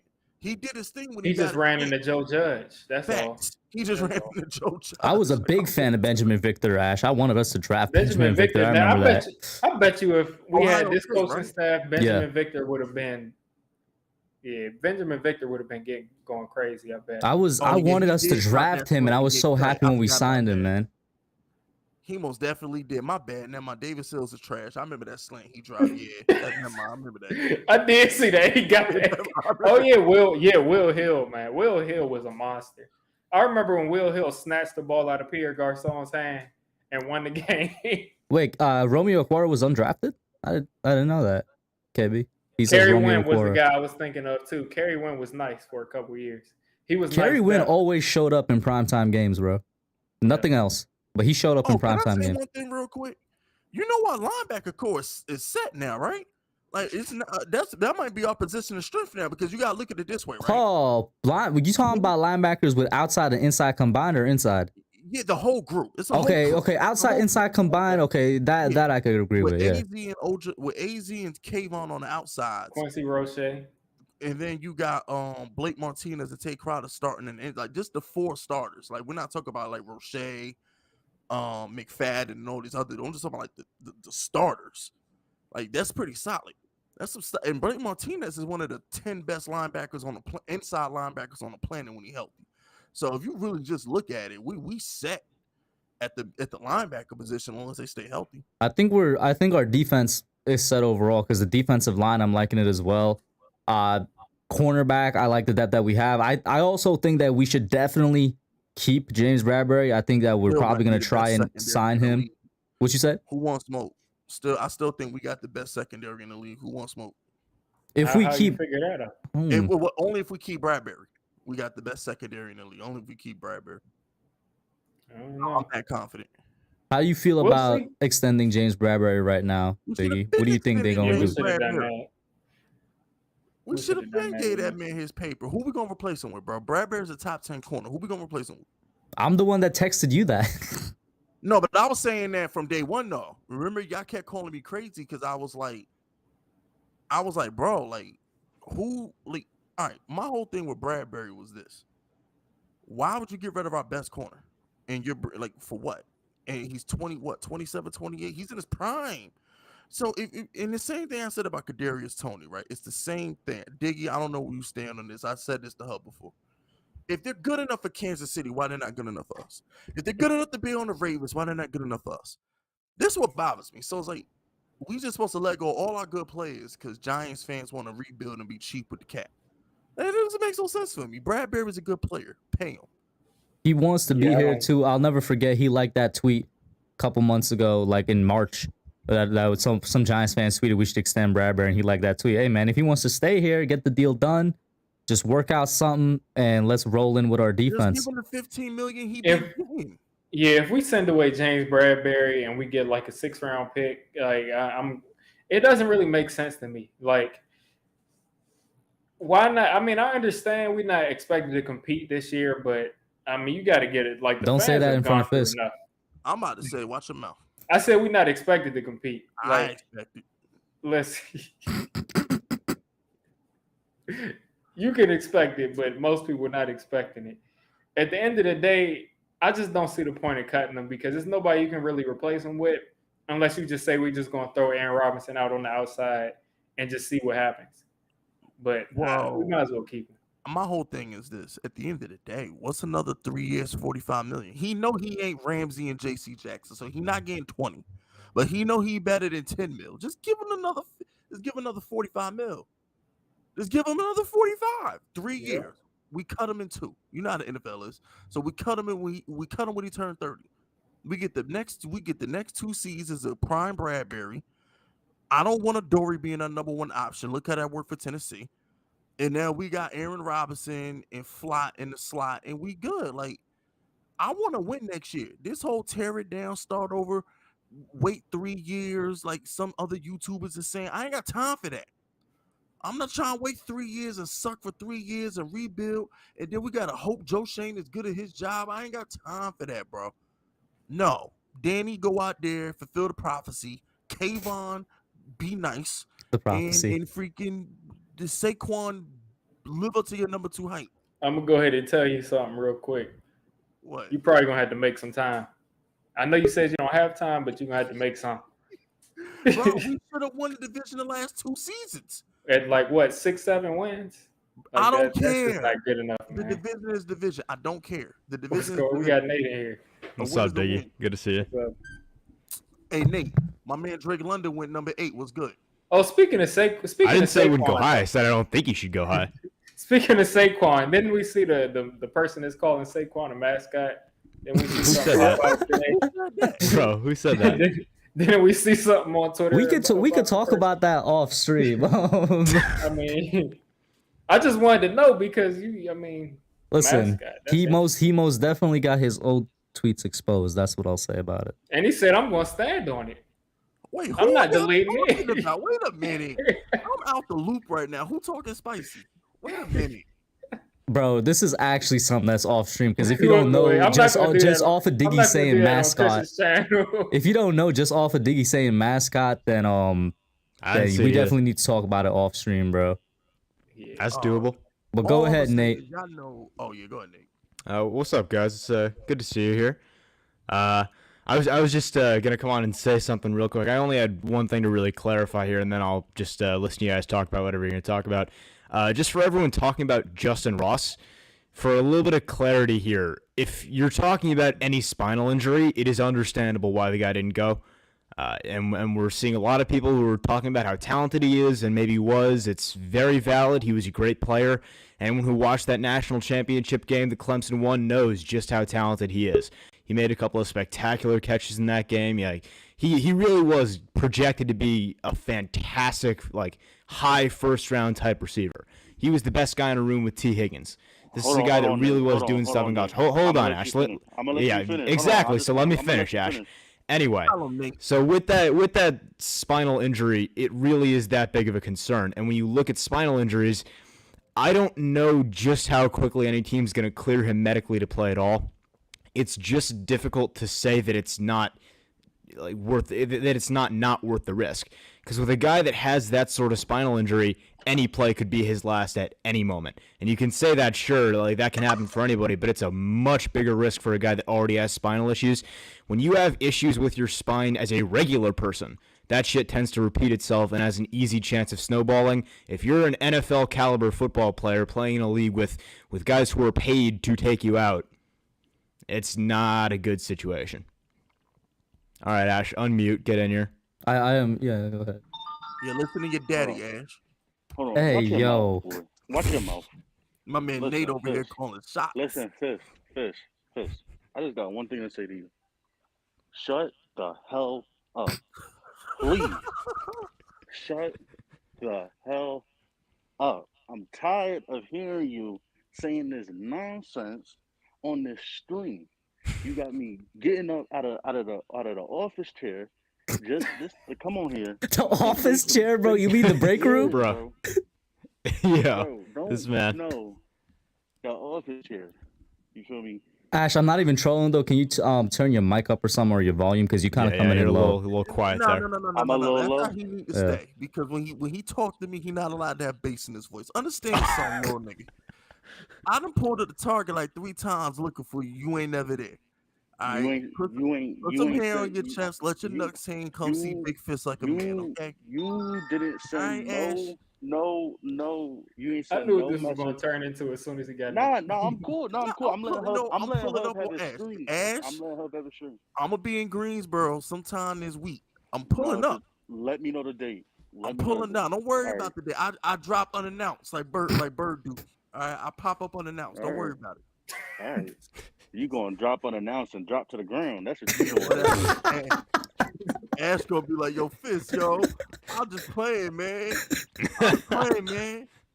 Nah, I'm gonna give him a freaky. I'm gonna give him a wedgie and kick him. Whoa, pause here. You Nah, I'm sound to get all old. freaky? Are we- Nah, Whoa, I'm old. Fisk. Nah. Whoa, let's pause on that one. Before you was born, I was in middle school. That's what we used to do. We used to give them wedgies and stuff them in lockers. That's what we used to bully people back in the day. Okay. Ash, I'm gonna let you finish what you initially said though, because you didn't say what nonsense Fist was talking. The way that Nate said, okay. All the 30-year-olds know what I'm I talking don't- about. We used to give you wedgies, throw you in lockers. That wasn't even the part I was pausing about. I was pausing on you saying get freaky on Ash. That was. I ain't never said don't get freaky. That was Diggy Bro, who are you- said freaky. I did not say freaky. I'm pretty sure it was Fisk. We can rewind the stream real quick, but that's all I right. put out 4,000 videos and never use the word freaky. That's not in my vocabulary. You say that like once every other video. Bro, What you was talking just about? talking about a grown man gobble other grown man. What are you talking about I right didn't now, use the word Fist? freaky though. I don't use that word. That's not a fiskism. A Freaky. Fiskism? Okay. Yeah, I'm important. All right? Ash, so you not responding to the gobble? All right, what's going on with Ash? Bro, Didn't you have hold something on, to say hold on, about bro. the Giants or something? What's going on, man? Bro, what do you know? Because if I say the stuff that Fisk was saying, the foolishness that he was talking about, your stream is gonna get taken over. I'm just telling you that right now. So I'm a lay back. I'm a sit tight. We could talk some draft. We could talk whatever. I'm a sit. Yeah, you're gonna be a good boy and watch it. I was about to say you calmed down super quick, bro. Like Yeah, I don't know. that wasn't a good look for you there, Ash. Ash, no, I can find you. look, I look, can't look. find you. I can find Yo, Ash. Fisk knows that I just gotta tell him shut the hell up, and he'll shut the hell up. Ash, you like 5'3". I'm Bro. telling you, I'm gonna boil you up and throw you somewhere, bro. bro. I'm gonna shoot you in the trash like I'm Curry. I'm not gonna lie. You don't put no fear in my heart. That's just what I I don't, gotta bro. say. That's what I gotta tell You don't got to So- have fear. You don't got to have fear to get hurt. Bro, that's fine and dandy. I know a but lot of tough dudes that get hurt. That's- It's a lot of tough Yeah, dudes I'm that just get wondering hurt. when this is actually gonna That's happen. what I'm Honestly, saying. there's a lot of talking going on here, and I haven't seen a single I'ma picture of a pull up on meetup Ash here. on a live stream. bro, Catch if Ash this- while he rolling his card around or something. you gonna stream just for your little fan base, and they gonna be disappointed because I'm not gonna be there. Okay, always Ash, right, Ash, all right, yo, Fist, Ash. Always right. Let me ask y'all something. Shout out to Jasmine in the chat, bro. I believe that's the same Jasmine from Twitter. Yeah, I think so. Ash, What's let up, me ask you Jasmine? this, bro, because I know you were gunning for Wandale Robinson, defending this man on Twitter. Go ahead, let me get your thoughts on him. I was going to war. You hear me? I was going to war, bro. It's like I feel like people just look at his height, and I said it in the chat earlier. Like, if he was 6 foot, he most definitely would have went in the first round. Like, most definitely. I feel like the only people look at him, the only reason people look at him in a negative way is because he's like 5'8", and people are like, "We just took a 5'8" receiver in the second round," and I was like, "That's cool." They're like, "Oh, I lost my interest in Joe Shane. I lost hope in Joe Shane because he took a guy that was projected to go in the fourth round on Pro Football Network's board." I'm like, all right, this dude start balling, start doing little juke moves. Everybody gonna be on his, you know what? So I'm not even worried about that. On his I'm not what? gonna lie. What would You they know be on? what? I'm gonna need you to explain. I don't know if I understood what you were getting Let me to. stop. And he said, Bro, I this is want just not nonsense, going well right? for Asher so far. Ash just You went wanna the hear- whole circle. All I heard You was wanna- blah, blah, blah, blah, blah, blah. That's all I heard. That's it. I ain't hear nothing. Bro. You ain't say Anyway. nothing. Nothing. Anyway. You I know, mean- I don't speak in bullshit, so I can't hear what Fisk I is saying. can't tell. Wow. I can't tell. That's all I heard. Like the last It is I ain't- unavoidable, isn't it? Yo, can y'all chill My for like goodness. 2 minutes, Yo, bro? Kush did such a Diddy- good job Diddy getting the had to stream turn back off on his track. camera, bro. He's laughing So- too much. So Wow. So anyway, like I'll be honest, my first reaction, I didn't know who these guys were. You know, you do a lot of you anticipate for the draft, you know, for so many months, you know, especially if you're a Giants fan. You do a lot of work, you watch a lot of highlights, a lot of tape, and you fall in love with these players. And, you know, when they pick somebody you never heard of, you get a different Like, bro, reaction. listen, So- we're not the. I made this tweet, Ash, and I was like, we're not the experts, bro. We need to stop acting like this because Trayvon Walker went #1 overall, and people are trying to tell me that Wandale was a bigger reach. That's all I'm gonna say. Exactly. Hold on, we're not gonna hit on a brother, okay?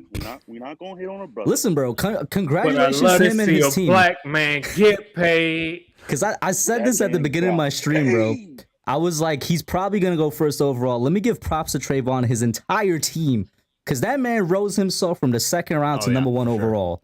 That's just incredible That work. wasn't the worst pick. The Listen, worst it's stuff pick. like that just tells me that, like, I'm sorry. At this point, I might be an expert because if they want to take Trayvon Walker #1 in the draft, I might be an expert. I like that. I like that. Nah, Tyler Smith going ahead of Linderbaum. That was the that was the Yeah, one. I don't know about that one from the Cowboys. Yo, That was as soon as I heard like the commissioner said Tyler when he announced the Cowboys pick, I thought it was gonna be Tyler Linderbaum, and I was like, I almost like shit my pants. There was Bro, the FBI couldn't get that one out of me, bro. All right. All I could think Yeah. about was all the Cowboys fans I had seen that wanted Nakobe Dean, and I was like, he fell to them. Like, he's going there. Hmm. And I was just so satisfied to see that he wasn't going there. Hey, yo, real quick. Went to the speaking Eagles, of though. Kobe Dean, it can't be like, like, bro, it can't be that bad that they just finding out about it draft night. Like, because all No, the mocks. had Fizz, Kobe that's what I Dean was going. about. That's what I was about to say. The fact, do not take this. I'm no reporter or nothing, but the fact that they found out draft night, it seemed like That's a basically smear they're campaign. interpreting it as a bad thing, almost like he was hiding it, is what it seems like. Yeah. Bro, I thought it was Joe Shane sabotaging another pick on purpose. Like, I thought it was that. No, But you I don't heard it know was Joe something Shane about out he here. he didn't give the information that was necessary to teams. Yeah, so it I looks thought like he it was in hiding it. cooperation with medical stuff. Yeah, In the so it looks third like he was round, hiding I'd it. have took him. I'd have took him and made him get surgery, or I wouldn't sign him. I'd have found him with him. I would have blackmailed him in the surgery. I would have took him in the third round. Ain't no My way. man is the Tech No way. Shram of modern football right here. Nah, but come on, bro. That dude was supposed to go in the top 15. He Yeah, fell maybe. to us twice in the third round. Twice. Listen, Twice. We'll have to see, man, because I wanted him. I really Yo. wanted that man, but we'll just see how he Pause does with the on- Eagles. Yo, someone in chat said Trayvon Walker is much better than Aiden Hutchinson. dog, that's probably a joke, but I'm like, glad he has that opinion. I'm glad that there are some people in the world like that. Yo, stop, bro. We don't know what Trayvon is going. Listen, I don't want. We gotta stop this, bro. Listen, I mean, gotta I listen, don't think stop we this. do, Kush. I don't think we need to stop at this. the end of the day, Trayvon Walker could be a Hall Nah, of but the thing Famer. I about, don't know. Trayvon, I mean not Trayvon, Nakobe. Apparently now stuff's coming out that like he'll be good to go for training camp. What? I got a Seriously. I'm like, what? Yeah. What? Bro, if that's coming out, I am a little. Listen, I'm disappointed that we didn't take I this don't man. care, man. He's an Eagle. I don't care about him either way. I got a hot take. I don't care how y'all feel about it, but it needs to be said. The guy went to Jacksonville. They could have drafted Jesus and he would bust. I'm sorry. I don't care. Jacksonville is poverty. They can't do no right. Trayvon was doomed the minute he got drafted. Very He possible. just was. I'm sorry. Certain I franchises. don't know. He might get a little helped out. Bro, when's No, the they last got- time Jacksonville had a good first round pick besides Jalen Ramsey? I'll wait. I'm not here to debate that. All I'm saying I'll is wait. he got Devin Lloyd, he got Chad Muma, that'll help him. And it's Jacksonville. It'll all crumble like a wet cookie. I'm sorry. Certain Like a wet cookie. certain Wow. franchises are just poverty, bro. We're Look at pulling what him out today, Washington I did guess. to Chase Young. I didn't Look what I didn't Washington think- did to I don't Chase Young, think- man. I don't think wet cookies crumble. Yeah, Well, yeah, with yeah, that yeah. being beside the point, I do Hold think on. Fisk has a point here, which is I have zero faith in Jacksonville as an organization at all. Like, I didn't like Trayvon Walker as a prospect to begin with very much. Well, I shouldn't say. I didn't think he was as good as people thought he was. But then once he did go to Jacksonville, I'm kind of with Fisk on this one. That is tough to get past as a prospect. Facts. It's like being a wide receiver and going to Detroit until Or a running back and going to Detroit. yeah, like certain things it's not gonna work out well. For Bro, Amon-Ra St. Brown is a great wide receiver, bro. No, He that's just since got he went the J-Mo second next to round. him. We talk about the first I round. mean, wide He just got receiver. J-Mo. They just got J-Mo. When is James Williams going to be ready to play? Yeah, when is he gonna be They're ready? saying They he say should be he'll be ready good to by the go. season. By the season. Yeah. Nice. He's Good for He's them, good to man. go for the season. I did hear that apparently the ACL wasn't going to impact him long term, which is good to hear. Can I we got speak the about same- one thing? Can we speak about one thing? Why does Baltimore keep getting away with this, bro? I don't know. Yeah, They, that's like, a while. all the players is faulting him. All the They're players just is so faulting him. good and lucky. Like, people Yeah, say what's that they're your good, but that's true. But at the same time, like, all their picks were like how our picks fell in the first round. Like, Yeah, kind of. oh, Linderbaum's there. I'll take Wait a him. minute. Not It's just Linderbaum. that it's just that, Slur. that They did happens get Linderbaum. every year, Diggy. And if But, it like- happens every year, that's a pattern, not a coincidence. Before we And they slurp still not Baltimore, drafting no receivers from my man Lamar. before we That's slurp cool, though. Baltimore, can they He keep gonna the look players? real good in blue. He gonna look real good in blue. I'll tell you that. Oh, Hey, whoever Kevin Durant, the Kevin Durant account, you need to chill out. That's a little bit too much right there. Yeah, you're not in my chat, bro. They got Like, rules over you can't be doing stuff like Yeah. that. You're not in nah. my chat. Especially since you don't want to say who you actually are. No, you can't do that. You're not in my chat, bro. There's Thank you, rules. Nerd, for handling that, bro. All look, but I forgot what I was gonna fuck KD. I forgot what I was gonna say. Damn. You were saying something Well- about the Ravens, bro. How Lamar's gonna be a future giant. No, All right, well- nah. Lamar trying to go to the Dolphins. Well, Nah. while Fisk remembers what he was going to say, someone said we should have drafted Brandon Smith and Jaquan Brisker. I can't disagree. Those are two players I really Yes, like we coming into this shouldn't. We draft. shouldn't have drafted Dane Belton. Whatever, that dude stinks. Now, who we should have took, and I don't care how y'all feel about it, who we should have took was freaking James Cook. I'm so pissed that Brandon Bean sniped this. I was Yo, mad that I wouldn't have they took- taken him they- that high. I was mad that they took Greg Dulcich one pick before. Yes, me too. Me I too. was- Bro, Arizona took Trey McBride, bro. I don't care about Trey McBride. Me either. He's Kush was Good. pissed about that one. Nice. Yeah. Trey McBride was so overrated. He wasn't even the Trey best. tight McBride end is going to be in the better than Greg Dulcich, Diggy. Stop Can it. we just say the No. Arizona class. And Cardinals what, are on what stupid? planet? Can I Bro. just say something real quick? All right, the Just to Arizona lose Cardinals are 5 out of stupid. the last. I love that Fisk says, "Can I just say something real quick?" You know and what? immediately Ash starts talking. The Arizona Cardinals Bro, are dumb.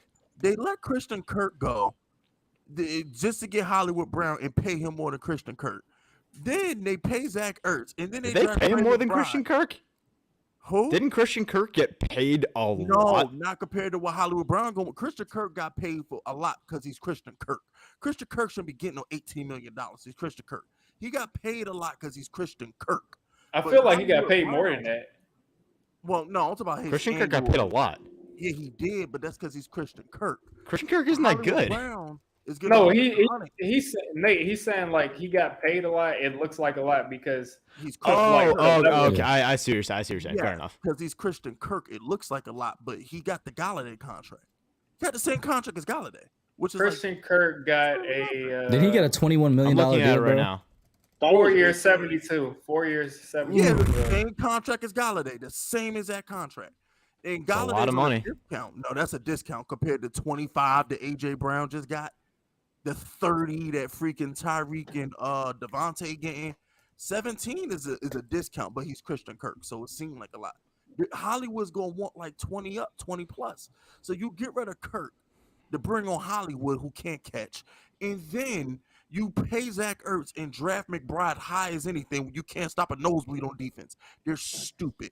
And then they got Kyler Murray out here crying like a baby on Instagram. You know what you want That's to Fisk, can I tell you what your problem is, Fisk? What's my You problem? you got to stop sugarcoating things. You got to say what you really mean. You're holding back too much. Because I'm on her That's what your platform, problem. You I got to don't say what you want- really mean here, Fisk. I'm on her platform and I'm trying not to go full blown Fifth Vegas because I'm on her platform. I'm trying to be respectful. But if I was on my show, then I'd be going in right now. But if Kyler you- Murray The Cardinals took were everything so- out of his bio and then said, "Oh, I don't know what you're talking about. Is that?" Yeah. What? Nah, Is that wasn't even the Cardinals- bad part. Diggy, that wasn't the bad part. The bad part was he says, yo, why y'all trying to scapegoat me for the playoff loss? Because you throw a pick six on the goal line. That's why they're scapegoating you. That's why. Oh my What God, is that bro. laugh? Oh my goodness. I feel like that laugh When- is like Ash's real voice. Bro. When did the Joker join the stream? My goodness. If I'm walking down the streets of Jamaica, New York, and I hear that laugh, I'm fearing for my life, bro. Fear for my life. My guy Daniel Jones out here saying he should throw a better ball to Evan Ingram when it hit him in the hands. And this dude, Kyler Murray, out here talking about some, man, it wasn't my fault we lost. Like, come on, bro. Like, it's just, The Cardinals Ooh. messed up when they didn't draft. Like, it was just a downhill when they didn't draft CD, like, with that pick and took Isaiah Simmons. Like, I don't know Yeah, if that I was agree with dumb. that. bro, no, they that should've was been Kyler light, Murray. to be honest with you. They probably That should've was put the Kyler Murray's tackle best available. friend. That was Wasn't Kyler that the Murray's Tristan best Wirfs friend, draft? bro. They passed on Tristan Wirfs. They should have just Yeah, they Tristan did. Wirfs. I think that No, you can bro, say a lot you of things that they see- could have, would have, should have done, but at the same time, they haven't made a ton. Like, they've made some moves that are questionable, but, like, for example, the Isaiah Simmons pick, it's not so much that the pick was so terrible, it's that they didn't use him right. And that's where Oh, more no, of the oh, issue yeah, They is. that- drafted that was- Isaiah Simmons without a plan. Exactly. Definitely. I'm Which is just why saying, they're like, Kyler Murray and CD had, like, and Dickie gonna kill me for saying this. Well, I'm not saying it's on that level, but they had sort of like a Jamar Joe Burrow type connection. Like, they were. You know what? Shout out to Kid Blue. He chomping at the bit right Immediately now. knew Look where at that one was Look going. at You it. know what? Shout out to Kid Blue. Kid Blue bring up a good point. How you gonna give up a first round? No, Brown, like- here's more information on that. They gave up a first round pick. Bro, they gave up a first round pick that was They just higher. say that they than the had one that Jamar Hollywood That Brown was got higher drafted than with, the yeah. pick that Hollywood Brown Yeah. was drafted with. Hollywood was that's a 25 L. overall. They gave up the 23rd. Then they gave up the 23rd overall. Can we also just talk about the fact, like, Fisk is talking about how they're gonna have to pay him, which is facts, and now you're just saying, okay, but why didn't we take, I don't know, Christian Watson, George Pickens, anyone else? Anyone else they could have took. Anyone. They had him on a rookie deal. But Hollywood can't catch. So Baltimore's just gonna let go of this guy and he's good. Like, stop. If we all could agree that Baltimore's smart, right? We can Yeah. all agree that Baltimore's Baltimore probably one of the better run organizations in football. So Baltimore's willing to give him to you for a first round pick. They Should that gave be up a red first flag? round pick for Hollywood Brown. Should that That's- be a red that's flag? something. Like, come on, man. Like, you know what? I come to the conclusion that I'm dumb because I watch these organizations do things, and I must be the dumb one. I must be the dumb one because I watch them do stupid things all the time and then go on TV and get soliloquies of why I'm smart. Let's run that back. Did they really give up a first round pick for Hollywood Brown? Yes. Yes, sir. They And gave a up third. Hollywood. They Didn't gave they give up a first and a third? third. Yeah. No, they. Wait a minute. No. A first? Baltimore gave up a third. Okay. Hollywood Brown. That makes a little Even bit more still. sense. Even still still, dumb. come on. And Kyler Murray can't get on the ball anyway. That's why Christian Kirk never prospered. Kyler Murray's not a good deep ball thrower. Can we keep it $150? How many times did he overthrow Christian Kirk over the past 2 seasons? He has overthrown him a bunch. Like, come on, bro. Kyler Murray. I don't watch the Cardinals. I can't comment. Nah, man. This dude Kyler Murray, like 3'10", and need a booster seat to get in his own car. Like, I don't got time, bro. I want to say something else real quick. I just want to put this out there, and a lot of people are going to understand why this pisses me off so much because you've heard me talk about the guy. The Packers do not deserve Christian Watson, and it pisses me off that they got him. Gosh, come on, they man. passed on this man and George Pickens twice and still got him at 30 whatever, and that pisses me off. He was going to be a giant. I'm so angry about that. Yeah, I really feel like the Giants wanted Christian Watson, and once they didn't get him, they traded back and took Wandale. I wanted him too. I mean, y'all heard me talk about Christian Watson. I love the guy. But more than that, it's just the fact that the Packers took Quay Walker and Devontae Wyatt instead of him in back-to-back picks. Quay Walker was a violation. That's all I'm going to say. That's terrible. Can I defend the Packers? Why? No. Why? No, you can't. Don't. Sorry. Don't even try. Don't. Not with Karen Rodgers. No, this has to be done. No, you cannot side with Karen Rodgers. That's a crime. Somebody has to say this. No. When you got Aaron Rodgers, Karen Rodgers, the offense is fine. You need defense. I didn't hear that. They need to be able to stop Deebo Samuel, and they need defense. Aaron Rodgers will make another receiver. Karen Rodgers. What did they get to stop Deebo Samuel? Bro, no, but Quay Walker. Quay Walker's gonna line up on Deebo Samuel. Oh yeah, I get it. No, I get it. I'm not talking about the specific players. I'm just saying in general. When you have a great quarterback like Aaron Rodgers, you want to bolster the defense. That's all I'm saying.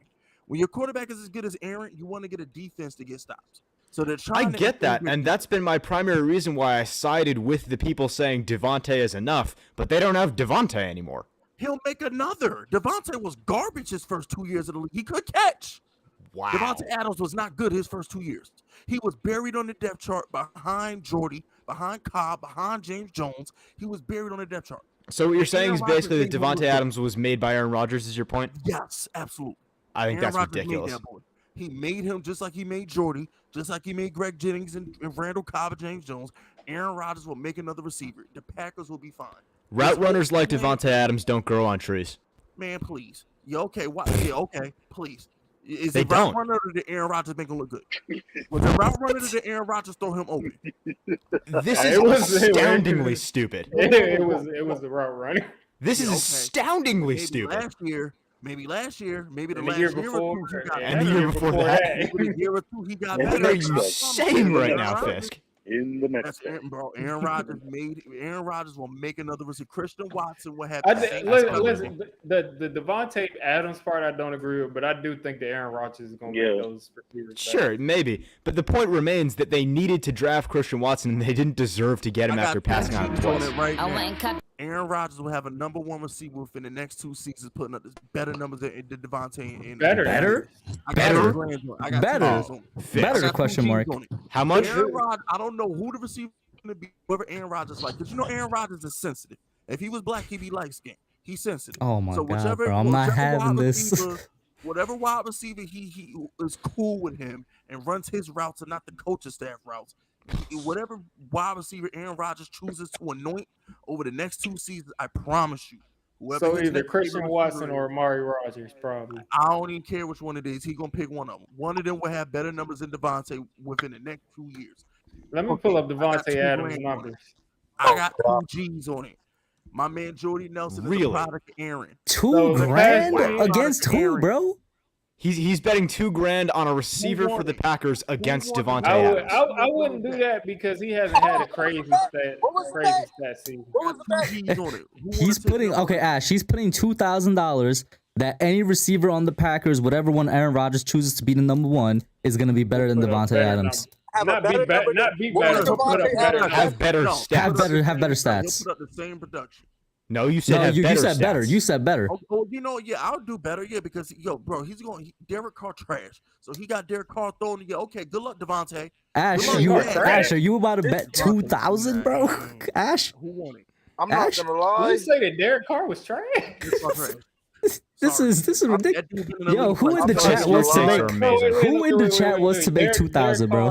Derek Yeah. Carr, Daniel Jones. Step right up. Someone in chat. Daniel Jones turns into Derek Carr, Derek- cut him immediately. Derek Hey, Carr yo, or we got a Daniel Jones. taker.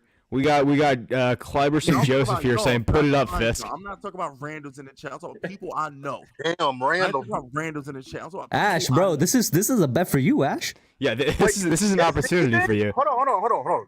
You mean this season or No, 2 years. Within 2 years. Sometime by within the next 2 years. 2025. How old is No, you Devontae? You got to say barring injury. How old is Barring Devontae? injury, Devontae's got to be at least 28. At least. So are you saying that the receiver will How many put up he better put on a numbers than franchise? 29. Devontae that season, or that Devontae has ever within put the up? next 2 seasons. Yeah. So by going into the 2024 season, there will be a receiver on the Packers who will be better than Devontae. In 2 years. Wait, to clarify, In 2 years.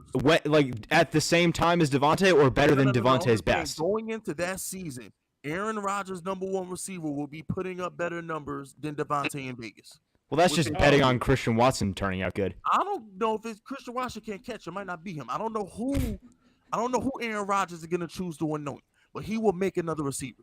Well, Aaron Rodgers Hell, will be Eli playing did in it his whole 2024. career too. That's a good Eli made question there, Odell. Diggy. Will he Eli be made playing at the Odell. end of this Eli made Victor Cruz and Hakeem Nicks. See, now Eli here's the Manning thing. made Devontae's East gonna West. get older. Hold on. No, don't even Eli do it. made Don't do that. it. Don't fall for it. Don't fall for Quarterback. it. No, Eli, no, because Don't we're fall not for it because that doing don't make this. sense. We It don't make It's sense. already done. He's already in Yo, there. Ash is going off. Ash, go off, bro. Go Ash off. is already off the cliff. No, Ash, you're arguing with something that don't make sense. Nah, Ash, go Ash, off, bro. Ash, Go you off. are arguing with a brick wall, my Ash, go friend. off, bro. No, because Peyton I Manning just sat made here. Marius. I just sat here and heard you say that Eli Manning was trash after For 10 2011. years. After 2011. now all of a sudden, Eli made Odell? Eli made Victor Cruz? No. He's so pissed off. I've never heard this. I told I've you this never is heard Ash's this, real Ash. voice. Hold on. No. I told you this is his real Wait a minute. voice. Time Because out, this is time out. ridiculous. Hold on. Wait a minute. Wait a minute. Hold on. Wait. Can I tell everybody to time out for a second, bro? Nah, let me Ash is ask you- No, flabbergasted, Kush, just bro. mute all of us. Just mute all of us. What did- No, because What did no. Hakeem Nicks do with Andrew No. Luck? What did Victor Cruz do with Jay Cutler? Nothing. What did Bro, he freaking tore this Odell do patella with tendon. Baker He Mayfield? tore this Nothing. patella. Are we? No. Quarterback make receivers, bro. Quarterback make receivers. Bro, Mitch Trubisky is the only reason Aaron Robinson getting paid. Allen Robinson getting paid. No. Mitch Trubisky forced Allen Robinson to No, bro, I no. don't want to hear no more. play without Mitch Trubisky. Hold on. What did Allen Robinson Yo, do? my jaw's hurting. Did you say that Eli Manning made Odell? Oh yeah. What? Are you yo? Bro, a wide receiver is Wait. nothing without that Ash, quarterback. Ash, clip wait, all wait, of wait, this, every- please. everybody- All of it. Everybody Eli quiet. was Everybody trash quiet real after quick. 2011. Everybody quiet real quick. Yo. Chill. Ash, I got a question for you. Are you arguing for Eli or for Odell right now?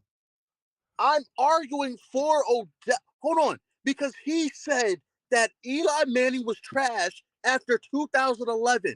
If Eli Manning was trash after 2011, how can he make Odell? How can he make Odell? Derek Carr So you're trash, arguing he for got Eli Darren then? Waller going to Pro Bowl. So what's your point? Bro. Derek Odell- Carr trash. He got Darren Waller going to Pro Bowl. So just because you trash don't mean you can't put up numbers. No. What? Bro, what are we talking about? What does that mean, bro? What does that mean? What does that mean? Listen, let me explain. What does something. that Peyton mean? Manning, this is a prime example of why a quarterback making a wide receiver. Peyton Manning got Pierre Garçon paid, Demarius paid, Decker paid. He got that bum Julius Thomas paid. He got Reggie Wayne and Marvin Harrison into the Hall of Fame. A quarterback makes the weapons. When they didn't have Peyton, it was garbage. Quarterback make. What did Greg Jennings do when he went to Minnesota? So Well, let me that's ask what you a he question or did. two about Darius That's- Slayton and Evan bro. Ingram. Hold on, Diggy. Hold on. Because you Now, saying Danny two tried to quarter- make Evan Ingram, but he couldn't. You catch it. saying Danny two tried quarter- to make Evan Ingram. bro, what are we? Bro. Tony said- Romo make Des Bryant. Ash, Tony go Romo ahead. make Ash, Des wait. Bryant. Ash, let Ash get the floor. Ash, go ahead. You name two quarterbacks that have no business being in the same combo, or two. You have two quarterbacks that shouldn't be in the same combo as Eli. They should be above that. So I'm not trying to hear that, bro. What are you talking about? Who? Whoa. Peyton Manning and Aaron Rodgers. Aaron Rodgers is not better than Eli. What was that? What just happened? What was that? Wait, what was the sound that came out of his mouth, bro? We got Palpatine and Moby the friendly robot going off on each other. No. What is happening? Wait a minute. Wait a No, minute. because you about to have me side with Fist, Diggy. No. Diggy, take that back. You take that back right now, Diggy. Yo, look at Diggy's heads, bro. Yo, this man's cooking. Diggy really. Now hold on. Now I know I say some crazy stuff, but Diggy really just had the balls. I Hey, would man, have had count to the come out rings. your mouth. Your Hold on, bro. He said count the rings. I got the same amount of rings as Aaron Rodgers does. Bro. Oh my goodness. Bro. Dude got like 4 or 5 MVPs. Leave me alone. I'm not trying Listen, let me steer this back because I want to see Ash. I want to see Ash fight with Fisk. All right, it's funny. No. Ash, go ahead. No, because Now he's done. Yeah, Diggy just went left. That's what happened. We all know Odell carried Eli. We all know that. I don't know We're about just that, starting bro. fights I in don't here. know about that. Stop No, this. The we're carry not, job? bro. Hey, yo, We're not gonna a let carry our My job? computer's about to We're not- die. hold on, Thanks for hold on. having me No, on, bro. because we're not I'll gonna see you let later. our Hey, yo, giant- wait a minute. But a carry job, Ash? Can A you- carry job? Hold on. Please, call on me, please. Call on me, please. Call on me. Call on Here's me. how I'm going to Call shut on up me. Ash. Here I'm going to shut him up. If Odell went to Buffalo and Sammy Watkins went to New York, what do their careers look like? What do you mean? At this point, we're in the twilight zone. If Odell Beckham went to EJ Manuel instead of Eli Manning, is Odell Beckham on TV commercials? Is he partying with Drake? At this point, we're in the twilight zone. Odell can take a 5-yard slant to that 70 yards to the house. So, I don't know. Wait, no, Ash. This is where I disagree with you, So you're Ash, trying to- hold by on. saying So that you're Odell trying to tell carried me- Eli. We gonna forget that he went to Baker and he couldn't carry Baker? Baker was throwing to his helmet.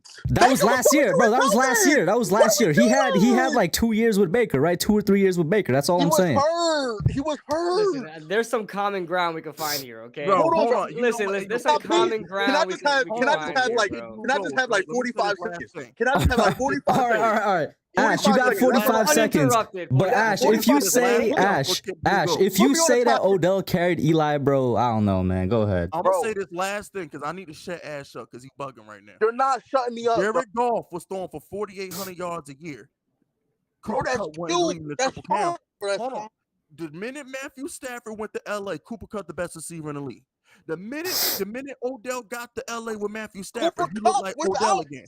Cooper Kupp was out for the year they went to the Super Bowl. Bro, Cooper Kupp never put them numbers up with Jared Goff. Bro, he was only in the league for like 2 years. Bro, he was with Goff for like 3 seasons. What are you talking about? Bro, all right, listen. Let me just get 45 seconds because no, we're 45 seconds? Who is you? I'm Ashton Griffith. I'm Ash Money. You gonna respect me. Can I get your social security number? Me. Listen. Where did Nate go? Bro, let the man speak, bro. Oh, sorry. Listen, Sammy Watkins would damn sure not do what Odell would do in New York. That's one. That disputes what you said. All right. Odell would not have the career he had in New York with EJ Mayo. That's 2, right? But we're not gonna act like the Giants didn't send Odell to Cleveland to die. Baker Mayfield, when Odell was healthy on the field, Baker Mayfield was throwing underthrown balls and hitting the back of his helmet, bro. All right, Ash. So, Ash, you had your 45 seconds, right? His father made a full Fisk, I got you, bro. 2-minute clip of Baker Mayfield selling Odell. Oh, Ash, on, bro. here's we're the not gonna thing. act like- Ash, But here's the thing. Wait, Kibble, before you go, Ash, you went from talking about how Fisk said quarterbacks made wide receivers and how he said Eli made Odell after the fact that he said Eli was trash, and now you're talking about Odell only. Where's your argument going? No, because Fisk is all over the place, bro. Because he's not gonna say Eli was trash after 2011 then was. say Eli made Odell. We're As not I saying. told you not to take the art. It doesn't make Can any I sense. ask everybody a question? Can I ask everybody a question? Do we make the playoffs in 2016 if Odell wasn't on the field? No, because Eli. You don't even have to answer that. No, we don't. That Do we Well, make actually, the you know playoff? what? Do we Hold make on, the time out. playoffs You if know what? Janoris We Jenkins probably isn't on the do. field? We probably still might make the Yeah, playoffs. I mean that defense was more important Yeah, than that Odell defense was was. nice. We were still Are we scoring. we? We No, scored we're 16 not points doing per this, bro. game. No, It was 16 Oh. points per game. that defense was not. Come on, bro. Whoa, We whoa, scored whoa, whoa, 16 whoa. Whoa, the points. defense was the main Ashton, part of that bro, team, bro. What are you talking about? Ash. We scored Bro. 16 points per game that year. We faced quarterbacks like Jay Cutler. 16 and- points per game. We fucking went Dak 11-5. That means When we 11 faced Aaron times. Rodgers, he tore us apart. Come on, He bro. tore us apart when Oh DRC my got hurt. God. Oh my Bro. God. Exactly. No. Oh my Because God. that wild card game showed you that without Odell, That's we're when DRC. nothing. That's when We're Odell about dropped to like do. 2 touchdowns, bro. That's What are what you I'm talking saying. about? Without Odell, that wild card game showed you Tavares that King was- without We're gonna Odell- ignore the fact that one of our best corners was out. One of the best corners in the league that year was out. Janoris Jenkins was playing. DRC better that at year that was point. going crazy. DRC had like 6 DRC was interceptions not that better year. than Janoris Jenkins that Yes, year. he was that year. Yes, he was. DRC had like 6 interceptions that year, no? Bro, Yes, he was. We He had played- like 2 or 3 Bro. touchdowns. we played Case Keenum in London. We played Jay Cutler, Carson Wentz, and we played a rookie Carson Wentz, that is, a rookie Dak Prescott. I think did we play the Rookie Vikings? Dak Prescott had like one of the best quarterback seasons of all time. What are you talking about? Bro, but we're acting like that defense was good. Whether we played bad quarterbacks or not, the defense playing against bad quarterbacks was why we were winning those games. Whether they were bad or not. Off the hook. At the end of the day, Ash, quarterbacks make receivers and tight ends. Quit playing with me. At the end of the day, listen to this. Listen, You could put. Just listen, put out a you bet. could Are put- you common going ground to we take can the bet or find not? here. You could That- put. that- listen, that's pretty much it. you Yeah, you know what? Oh, argument? bro, listen. Wait because- till Tua flop next year in Miami with on the wide receivers. I can't wait to see Tyreek Hill's stat line now that he ain't got Mahomes. You want to know why? You want to know why Tua won't flop? Because all he's going to be throwing is drags and 5-yard slants. That's all That's he's going to be true. throwing. Bro, look, prime example. Watch Tyreek Hill numbers get cut in half now that he ain't got Mahomes. Mahomes about to make another Tyreek Hill within the next year or two. So just like before Aaron we Rodgers. continue down this line, Fist, let me take this over real quick. And KB, my bad. I know you ain't gonna say anything, but let's get back to the original topic, which is, are you gonna take the bet, Ash? That was the original topic, Oh, bro. because I don't got. I'm a college student. I don't got. I'm a, Yeah, he you- just I'm wants gonna the tell you bag, right bro. now, I'm He not wants paying the nobody bag. $2,000 I feel you, because Ash. He just want the bag. that ain't finna work. Listen, but there's some common ground we can find here, right? Because let's be real, Eli threw some ducks that Odell kind of bailed A him lot. out of, but a lot. All right, see Fiskey's even admitting this, so there's some common ground we can find here, man. Because a quarterback, what I mean by a quarterback makes a wide receiver is like when you have a great quarterback, they know how to throw you open, get you the Listen, ball in your spots. Bro, The catch, quarterback. dude, the catch was a badly thrown ball. It was. It was a terribly thrown ball. It was thrown out of bounds. I don't care how good that defense Bro, was. It David wasn't a Tyreek badly with thrown the ball. with his helmet He on. got interfered with. Didn't have Odell, we do not make the 2016 Yo, playoffs. Ash, what's your problem, bro? Why you Bro. so mad? Like, what's your problem, No, bro? because What's your problem? you're speaking nonsense, bro. You're speaking nonsense. Like Ash, I'm gonna need you to calm down, bro. Go What- smoke some weed or Hold something. on, hold on. What are you gonna do? Like that's I'm fine. Like- I'm fine. I'm Fist Vegas. I'm sitting here drooling over this Chinese I food don't I'm give a eating when the damn stream what is over. I don't know what you doing. I had some Chinese food yesterday. Oh, what you had, Kibler? I see. I usually get like 2 meals, so I can have like a lunch and then a dinner. I You do know the what I'm saying? same So too. I do the yeah, same thing. so I get a house special made fun, and then for dinner I had like basically pork fried rice and chicken and broccoli. But their pork fried rice and chicken and broccoli over here, where my spot is banging, bro. That's my so- test right there. If you can't make good chicken and broccoli, I'm not gonna eat it. Exactly. Like that's the standard right there. Yeah, So that's it. okay. Yeah. So it's going on to around 2 hours. I just want to ask KB, since you just popped in, give your thoughts on Who the that draft. was? I'm the fish. Don't Crazy. Fisk about to be down. Don't bad, bro. worry, bro. Why? Why? I've never had to turn off my camera like that before. Fisk is the only person, bro. Yo, his focus went completely left, bro. Like, bro. I was about to say I got people coming home too, so like I'm trying to wrap this up, bro. Like, come on. That's funny, bro. You know I'm a producer, bro. I don't know what you want from me, bro. I can't Oh help my it. God. My eyes wander. I can't help it. Stop it. Stop My eyes it. wander, bro. I don't know what you want from me. Oh, Go ahead, man. Kid Blue. Okay, we talking about the draft? We talking, Yeah. we talking the draft?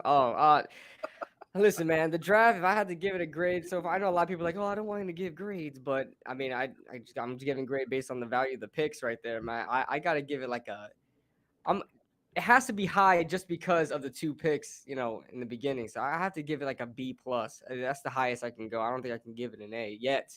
Obviously, we got to see how these guys go. But just based on the picks, I don't think a lot of the picks were valued the way it was, you know.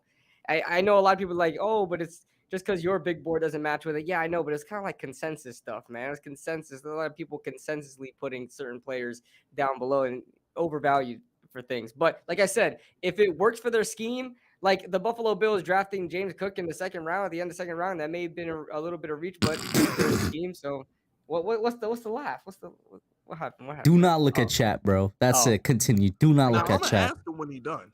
I'm definitely gonna ask him because I think it's a valid question. Hold on. Anyway, I know. so I figured out what a flot is. All right, I figured out what a flot Fear is. the Flott, bro. Fear the Flott. Fear the Flott, and we put Flott in the back of a jersey, but I don't know who's gonna buy that. But I'm just ragging on Flott because Dickie's in here, but. Flott and Butte are gonna be giants next season. But I watched a lot of Butte. I know too. That's interesting. LSU got. But I did a lot of film on most of the prospects. I do like them. I do like them. I just feel like a lot of them were overvalued where we drafted them at. Like, you know, Wandale. I have a lot of problems with Wandale. I have a lot of problems with Flott. But I like Ezeudu. Ezeudu jumps out. He's the only guy I feel like Ezeudu, in the mid-rounds that we drafted. He was my favorite pick on day 2. He was definitely my favorite pick besides the first 2, like out of every other pick. Him and Micah McFadden. But Ezeudu was a good pick, man. Job of the hut. All right, now let me watch this damn comment. What was this damn comment? Okay, so here's the deal, Kid Blue. So I don't see you that often. Now I will admit this. The last time I seen you, you had the baby face. So what we want to know it's not Fisk. Pussy. Bro, what are we? Bro, this man has a long-time girlfriend. Why are we bringing this up, bro? Okay, you know what I'm saying? You got a lot of facial here and there. You know what I'm saying? You get your tongue wet. What's up? Listen, I can't disclose that here, bro. She ain't listening. I can't we're not. This is just listen. We're not bringing this up, all right? Because listen, I already had troubles when I was stealing Kid Blue's girl from him, and then I was stealing Ash's girl from him. But we're not doing this right now. But he thought he was. Bro, I'm just worried about who entered your door. That's what I'm worried about. Ash is getting with it too, bro. Because he's not gonna be talking. Ash, bro, your girl follows me on IG, bro. You need to worry about something else. God, that's okay, true, right? Oh man. Like, okay, what does that mean? Like, what is it? He got caught up. He like, are you really following this? Yo. Oh man. Anyway, we're gonna probably head out and end the stream here. Between Kid Blue and Diggy, right? Because Ash and Hub always argue on my platforms. I want to know from you two, because y'all know them better than I do. 1-on-1, who you got? Yo, I got Kush. In an argument or a fight? In a fight. In a fight. Thank you, Diggy. I appreciate that. I met Kush and he's I got Kush. Tall, He's like man. 6'3". Kush is tall. you as ain't hell, meet man. me though. All right, Exactly. That's why listen. Bro, the that's jury's cool, still out. 'cause The that's jury's still. cool, Look, Ash, you bro. always got your camera off, bro. I can't even see your face half the time. Bro, I don't. Bro, watch my videos, bro. Yeah, you're like Ash it's Money half of Pants you. is It's half like- of you. I don't see Bro, stature. it don't. I don't see Bro, stature. Kush can get called. He don't got them bangers. That's all I'm saying. He don't got the. What? So that's all that matters. Ash, bro. Where did this direct to Kush? Ash. Hey, Fizz, this is supposed to be you between you and Listen, Ash. bro. Listen. Nate just said Ash is planetary. Oh, Ash, Bro, Ash, you don't gotta Ash, get away with bro. All I need to do is take you down, bro, and I have experience in that. All right, that's all I need to do. Ooh. Damn, pause. Listen, what is? Yeah, Hold you on. What do you mean by that? What do you mean by that? I was a wrestler in high school, bro. That's what I mean. I don't Oh, give a and, damn. I'm gonna have to shoot her. I ain't gonna fight her. I don't fight her. I just have to shoot her. I ain't got time. Oh damn. Nah, Oh, Ash pants too tight to fight with you, bro. He gonna You got broken He headphones, look bro. like T. Grizzly. Like, I'm not talking with nobody Yo, that Ash has broken pants came straight headphones. for the kids. He has 8 mile headphones. Arms is sweaty face ass. Like, Yo, bro, my spaghetti, headphones can be as ghetto as they want to. I've ever had ghetto headphones and tight pants. my pants, Ash look like he don't know what he want to do. bro. Yo, this is At the funny, day- bro. At the end of the day, this don't got them bangers. That's all I'm saying. All right, crazy, let me Ash. get this super chat, bro. Shout out to Tudo Azori for the $2 super chat. He says, "Who needs a hand? I'm get paid." I'm guessing he's talking about in the fights. Tudo's always ready for Dude a don't fight, bro. play. Listen, Carl Banks invited me to training camp. He invited everybody into space, bro. You're not special. No, I'm just saying. Wait a minute, Carl Banks told the trainer can't. I mean, I don't I'm know. not trying to brag. I'm saying he invited me to training camp. So I'm not trying to brag, but I'm about to have Carl Banks on the show in the next couple months. I'll be in New York. So Yo, Ash, bro. Like, That wasn't a joke, by the way, chat. Look out for that. just stop, Ash. Just stop. Like, yo, Bro. your pants too tight. You're Bro, too sis. short. And Bro. you can't get out a clear sentence without saying, yo. Ash, how tall yo, are you, yo. bro? Short king. Yo, I'm a short king, so you know what I'm saying? How tall are you, bro? I'm about 5'9". Nah, Last time you said 5'10". Nah, he like, yeah, he gets shorter every time he talk. He compensated a little bit. Nah, Bro, I got a couple models taller than Ash. Man said I'm 5'9", 3/4. There you Yeah, go. show some respect. Yo, Ash, do you lift though? Do Can I lift? Do You even lift, bro? Ash doesn't I lift. used to. Do you even lift? Ash doesn't lift, bro. Nah, I used to lift. I ain't been in gym in a minute, so I'm not gonna. All right, cool. The Yo. toughest thing on Ash is his hair, bro. That fro might be the hardest thing on him. Other than that fro, everything else is like Powerpuff Girl soft. We not scared of Ash. You know what's the toughest thing? The amount of torture you put them headphones through. Bro, and they still work too. And they still work. You be on the subway with them headphones on right in your Nah, tongue, we 8 right Mile. back. We 8 Mile B Rabbit with the headphones right now. Leave me alone. This man said be rabbit. Yeah, but Ash, I got more money than you though. That's the problem though. So I'm allowed to have ghetto headphones because I got more money than you though. Well, I mean, you a grown man. I was You a grown man, Right, bro? Yo, you're a grown man and Ash is a college student, bro. Bro, years first old. of all, last time I checked, you 18, you grown. I ain't got time, bro. Grown, yeah, you grown. You grown. What you gonna do? You grown. He coming for you now, bro. Hey. Don't I play hate that, when Ash. young people Don't pull play the that. age card. This man out trying to swing at everybody now. Like, damn, you on his wood. I pay my This man models more than Ash make. It take Ash a month to make what my models make. Man, I don't give a damn about your models. I don't give a damn about you, your models, how much money you make. I don't give a damn about any of that. All right. Listen, I actually gotta go because I'm needed elsewhere right now. There But you shout go. out to everybody in the chat. Oh, I want to man. give a big you shout need out it to elsewhere. people What you about to do? on the panel right now. Oh, man. Yo, you guys gotta go and subscribe to these dudes. It got really fun at the I end. ain't no help with 6'3" though. I found out something new today. Bro, I've Dude, I told didn't you know that that- before on Bro, your stream. I didn't know that till I actually saw him, and I was like, "Damn, what?" I mean, I'm This man 6'5", tall so you as still hell. short than me, but still, like, I ain't Damn. no 6'3". Nah, but yeah, hey, yo, I want to give a big shout out to y'all. Thank you, Diggy Fisk, KB, Ash, and then Nate was in here earlier as well for popping on. And the chat, you guys were amazing tonight. We were 200 deep at one point, currently 160. Make sure you hit that like button Hey, before real you quick, leave. Yo, Nate, I'm gonna need you to relax, bro. Nate be coming in streams like he God, bro. Like he about to set the world straight. I'm gonna need Nate to realize something. You're not smarter than us, okay? Well, at least you're not smarter than me, okay? Nate be pulling This coming up out like of he about nowhere. to set the whole world straight. Bro, like Nate shots know fired on everything, everybody. and he about to just tell everybody what the business is. Okay, listen, Nate. Bro, To shut up. To quote the great Damn. one, know your role, and this applies to you too, Ash.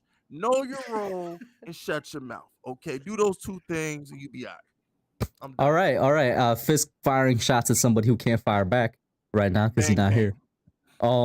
Anybody Damn. else got anything else to say before I end out the stream, man? I'm good. I'm good. I You don't- good? KB, anything? Y'all know my shots go off on people where they can defend themselves, and I don't care. My bullets And hit you, women, bro, kids, shut old up. people, and shit. Like, damn. Yo, Ash, why you still here, bro? Guys, listen, I want once again, thank you, chat. This was amazing. I can't remember the last time I had 100 plus people, 150 plus people in here. I love you all, man. And I hit 4K recently, so I'm about to do something. I'm about to do a giveaway for the 4K. Thank you, guys. 4.4 you're at Have a right good now. one. No. It's 4.03. Yeah. You should give out a 4 for 4 to a sub. Hey, yo, Nate, bro. I